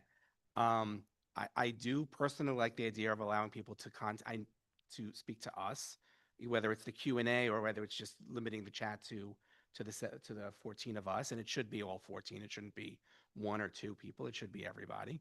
But tonight was kind of, you know, triggering to certain people, and I did see I don't remember. I don't even know. I honestly don't even know who said it, but someone did say, "I'm feeling being attacked." Tonight, they did say that. I think that we need some objectivity here, Craig. We need some honesty about this, because, you know, the person you're speaking about who said that she felt unwelcome here is your co-founder of and your co-president of Place NYC. You sit on the board with that person of an organization. So I don't think you're really objective here to talk about, you know, I mean, you know, other people have had their students, their children attacked, and you haven't, you know, come up and spoken that way. We have had people say like the most vile, like racist, you know, stuff in the chat, and it has been shut down before in past terms. But I mean, I don't think, you know, we need to shut down the chat in response to, you know, your friend on Place NYC saying she's unhappy with it. That's not, I'm the one that suggested shutting down the chat, and that is not why I suggested it. I suggested it because people have been getting a lot of comments that I feel bad watching all this stuff happen. And later on, we get emails saying, why didn't you say this? Something horrible. And I'm like, I'm so sorry. I didn't have time to look at the chat. Like, I feel bad that people are able to share this. And then just to bring this up again, most CECs and community boards and other things that have hybrid meetings do not have a chat. Yes, there's good things from the chat, and I agree. I want as many people to speak as possible. I want to hear from people, but it is hard. People are saying awful things, and not tonight. I'm talking about before. In all ways, it's just really hard. It hurts my heart to see that things slide by and I hadn't paid attention and wasn't able to stop it. And I feel like it's a responsibility that we allow this to go. So that's why I brought it up. Can we let Sam speak? He hasn't spoken yet.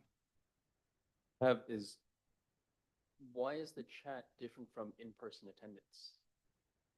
If people are attending in the audience in person, are they given the opportunity to vocalize, their opinions in the middle of a meeting? They get there.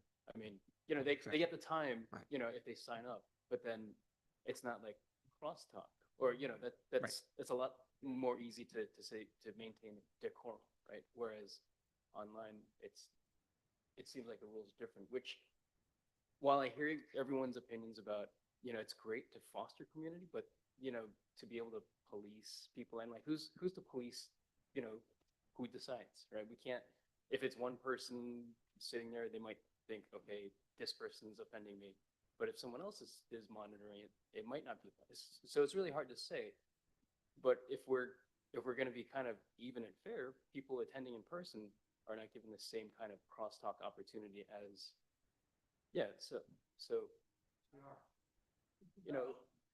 right. But what I'm saying is, before this was a hybrid model, right? So and so if these meetings are public and the standard has been, you sign up to speak, I like the idea of, if someone has something to contribute, to kind of let the council know rather than cross. I mean, it's hard because I do like the idea of people being able to connect, but it's also a challenge to have to like police this sort of thing. Though I will say that people in an in-person meeting have an advantage that people in the hybrid meeting don't, is that, I've certainly attended some kind of public, community meeting where you're in the audience and you maybe go up and say something and you go back to your seat and someone comes over and says, hey, I wanted to ask you about something. And, obviously there are, participants on Zoom don't have that benefit, whereas people who come here could go and talk to each other. But that brings up a good point. So in order to maybe foster that community, would there be a way to kind of allow people to send feedback to the council that can be put up onto the site? Yet, to kind of encourage that sort of communication without having to be worried about this, because it would become distracting if it gets too heated or something like that. Is there anybody who hasn't, I just want to let other people, because a few of us have spoken several times. Is there anybody who has not spoken about this issue that would like to chime in? It sounds like we're pretty divided on this, though. I mean, I don't know there's a clear consensus of what we want to do, and I don't know what some of the quiet, and I'm not trying to pressure people to speak, but I'm not. I pay attention to what's happening. Exactly. I find it very clear.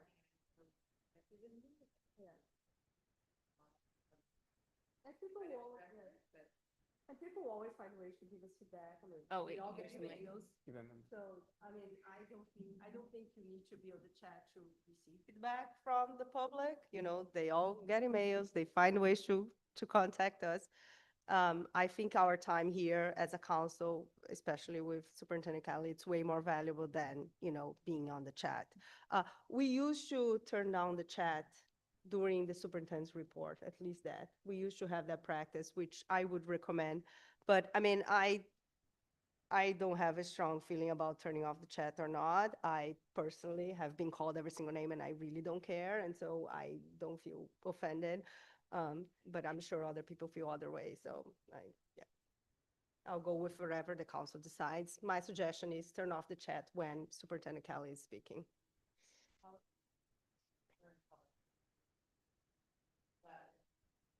Yeah.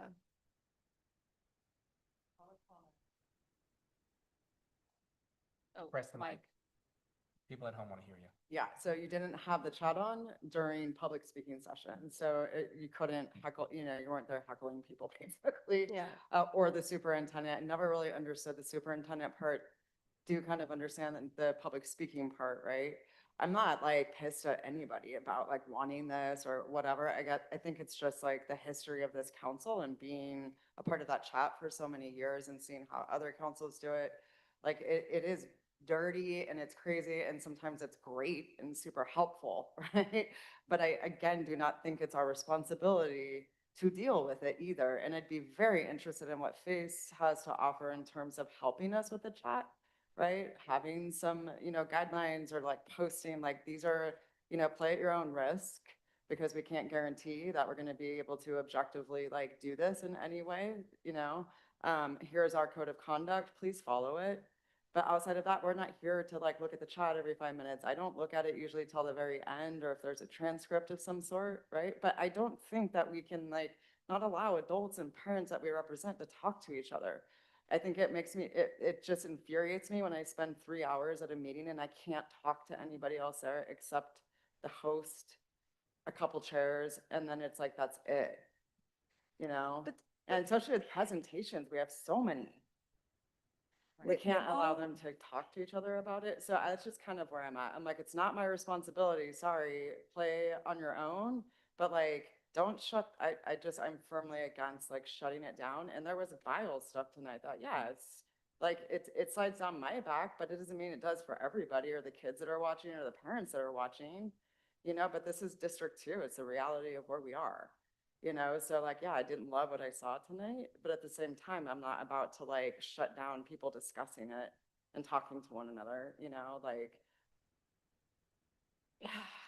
I just wanted to quickly add one. Quickly say Oh, one sorry, thing. go ahead. Like the goal of this meeting is not for people to talk to us. Like they elected us and then now we have, and they can all comment during the public session. And then we get emails. If people really has like a thoughtful comment, they will send us very thoughtful emails. We all get these really long emails and they will find us on Facebook. I mean, I get my inbox on Facebook is like full of G2 parents. So like, I don't think you cannot talk to somebody during a meeting that's not the point of these meetings. Like we were elected, now we represent our constituency and we should do the best, which is be present here and not pay attention to what's happening on the chat.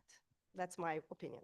Well, then if we do that, I think it's a good thing we can make a decision as a council when to shut it down. I think that makes sense. And then also, I think we need to make a comment at the beginning saying we are not policing the chat or whatever the verbiage we want to use. We're not responsible. Please be kind. Please be respectful. It's not, our job is to be in this meeting. And if we see questions, we can respond, but we can't shut people down in the chat because we're not monitoring it.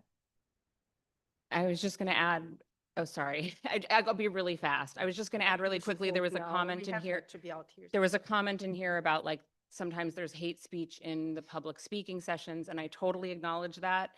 But I don't think that there is anything that we are legally allowed to do in terms of like censoring people when they come up there. There's people who come up here every time and I don't like what they have to say, but I don't think there's anything we can do about it, unfortunately.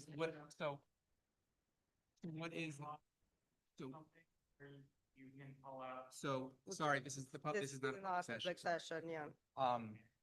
Sorry, so what is the vote? That's the question. Okay, now I don't think are you proposing that we close it completely? No. Well, I would propose that we close it completely and that people can just contact the committee that's sitting here.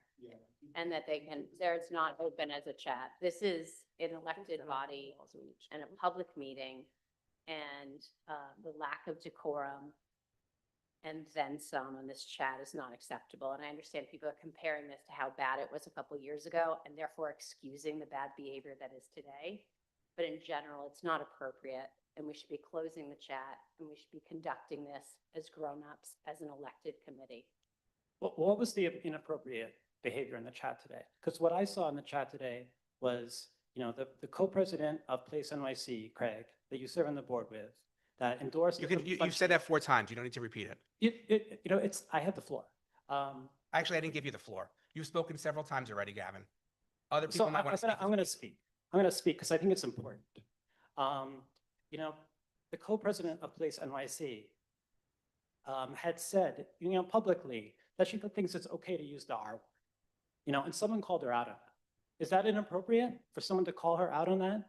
And she is coming here as an advocate, as an activist for education issues, and someone is calling her out for that statement. And she, right.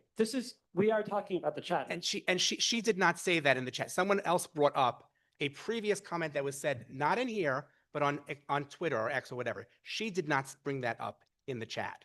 I have Somebody witnessed else did. people in these meetings say, go back where you came from, say all I've had these that horrible also. things. I've had people say that to me also. Say horrible things to me. As the person who brought up getting rid of the chat, can I propose a compromise? Can I propose a compromise for this next month? Can we, because I agree, I'm the one who brought it up because of things that were said in the chat last month, not because of anything that was said this month, and we received emails about it. Can we propose moving forward, trying to keep the chat as is, maybe shutting it down in a couple locations and saying at the beginning that we are not monitoring the chat? Can we try that for a month and see Can Oh, we how it be goes? specific as to what, because I, It was brought up to close it down during public comment and during superintendent session. okay. And then saying at the beginning, we are not monitoring the chat. Please be kind and respectful. Is that a good compromise? And we'll see how it goes for a month? I think that's a good compromise and we can see how it goes. I think it's a deeper discussion and just I'm hearing just one thing to think about when we reference decorum. I've seen this council previous term not act with proper decorum at all, not even giving eye contact to student speakers. So like the hypocrisy just has to be called out on that like right now. If we don't act that way and if you haven't acted that way in the past, like why call out people in the chat? But I agree with you that a compromise would be best, like limit it during those Okay, times. let's take a vote. It's Yeah. 39:45. Okay. So the comment was that we shut it down only during the superintendent's and the public session, and then we put a comment in the beginning, which we'll craft. Let's take it to, you made the motion, I'll second it. Okay, so Allison Bowen. Allison's a yes. Gloria Chu. Gloria's a yes. Daniela Egrov. Yes. Daniela's a yes. Gavin Healy. Gavin is an abstention. Aaron Carr. Aaron Carr's a yes. Cody Lindquist. Cody's a yes. Sam Lowe. Sam is a yes. Tal Mazel-Shay. Tal is a yes. Rustam Mavlanov. Rustam is a yes. Tamira Reed. Tamira is a yes. Sabina is an excused absence. Craig Slutskin. Craig is a yes. Rachel Kenny. Rachel's a yes. Ethan Kwok. Yes. Ethan's a yes. That motion passes with 11 yeses. 10 yeses, 1 abstention, 1 absence, and both student voters voting yes. Thank you. We'll see how that works out. We can always revisit it in a future meeting. Thank you, Cody, for bringing the issue. Okay. Town hall, I think just town hall is next. Meeting schedule, Mark. Meeting schedule. So the town hall is the first Thursday of March. The question is, do we want to make our March meeting the town hall? But that would mean we would go almost 2 months between meetings. So I would say no, and I would say my suggestion is that we all suck it up and for 1 month we have 2 meetings. One at the beginning of the month and our regular meeting at the end of the month. That would be my suggestion. That would be 25th, the Wednesday, whatever that Wednesday is. 25th, the last Wednesday. Yeah, because I think we couldn't do it the week before. There Yeah. was a reason why. Okay, I'm fine. I'm fine. No, March 5th. The calendar meetings are the end of Yeah. the last week of February and the last week of March, and then we'll have a town hall separately on March 5th, Which is shorter. which is now.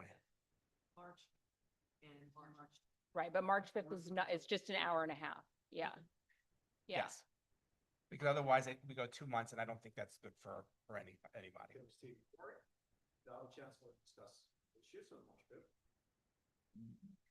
I mean, It would be really. Can we make her business?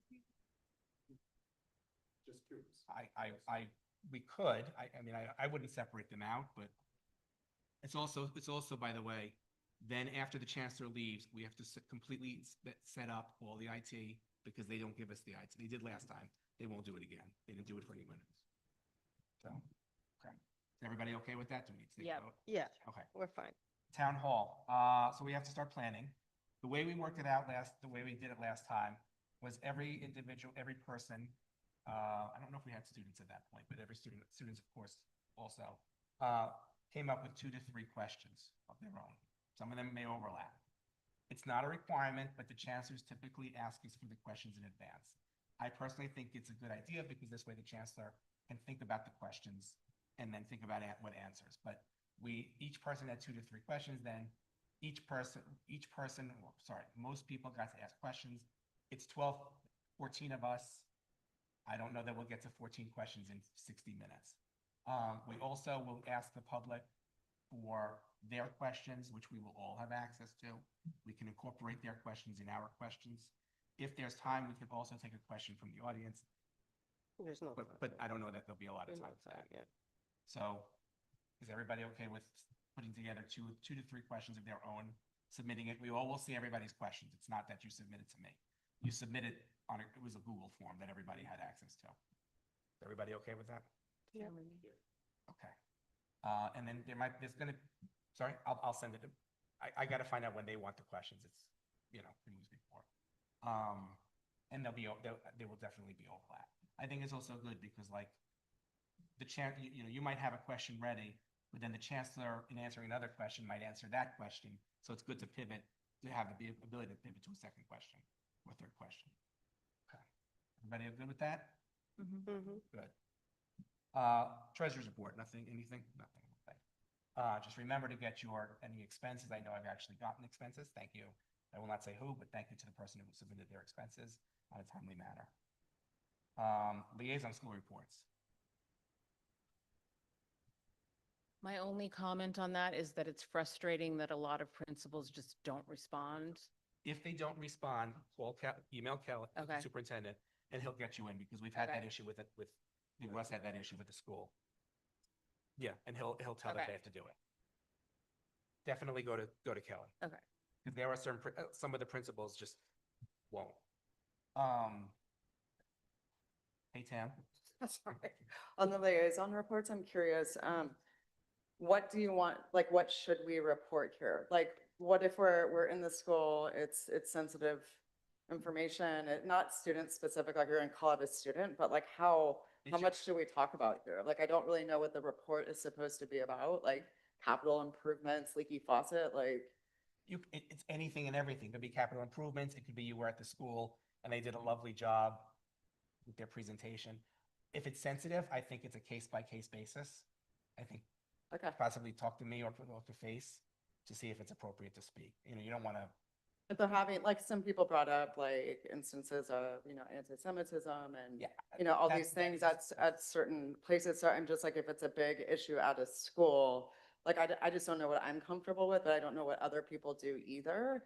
Or to use this to actually be a liaison where I'm I'm going to make it publicly known that this is happening there, but I'm just I don't know how other people feel or what you've done in the past. I just don't want to do what happened to Morton. I don't want to do that here, Although Morton was in the press, it was kind of hard to, but my first answer is you can't go by what's happened in the past because in the past, there weren't a whole lot of reports. Alice and Danielle, I don't they had a lot of reports in 2 years. I've gone into the school and I've reported on big things, but I don't report on the minutia. It's also, a lot of times, to be perfectly honest, in the last term, our business meeting was 4 minutes at the end of the night, so we were rushing through it. So it's hard to say, but it's a judgment. Well, new business. I don't know if that's a great answer. It's the answer I have. Yeah, and we can talk offline. Okay, anything else? Meeting is adjourned. Thank you, everybody. Thank you. See you next month. You should be in order of how we Thank voted. you, everybody. My writing is neat.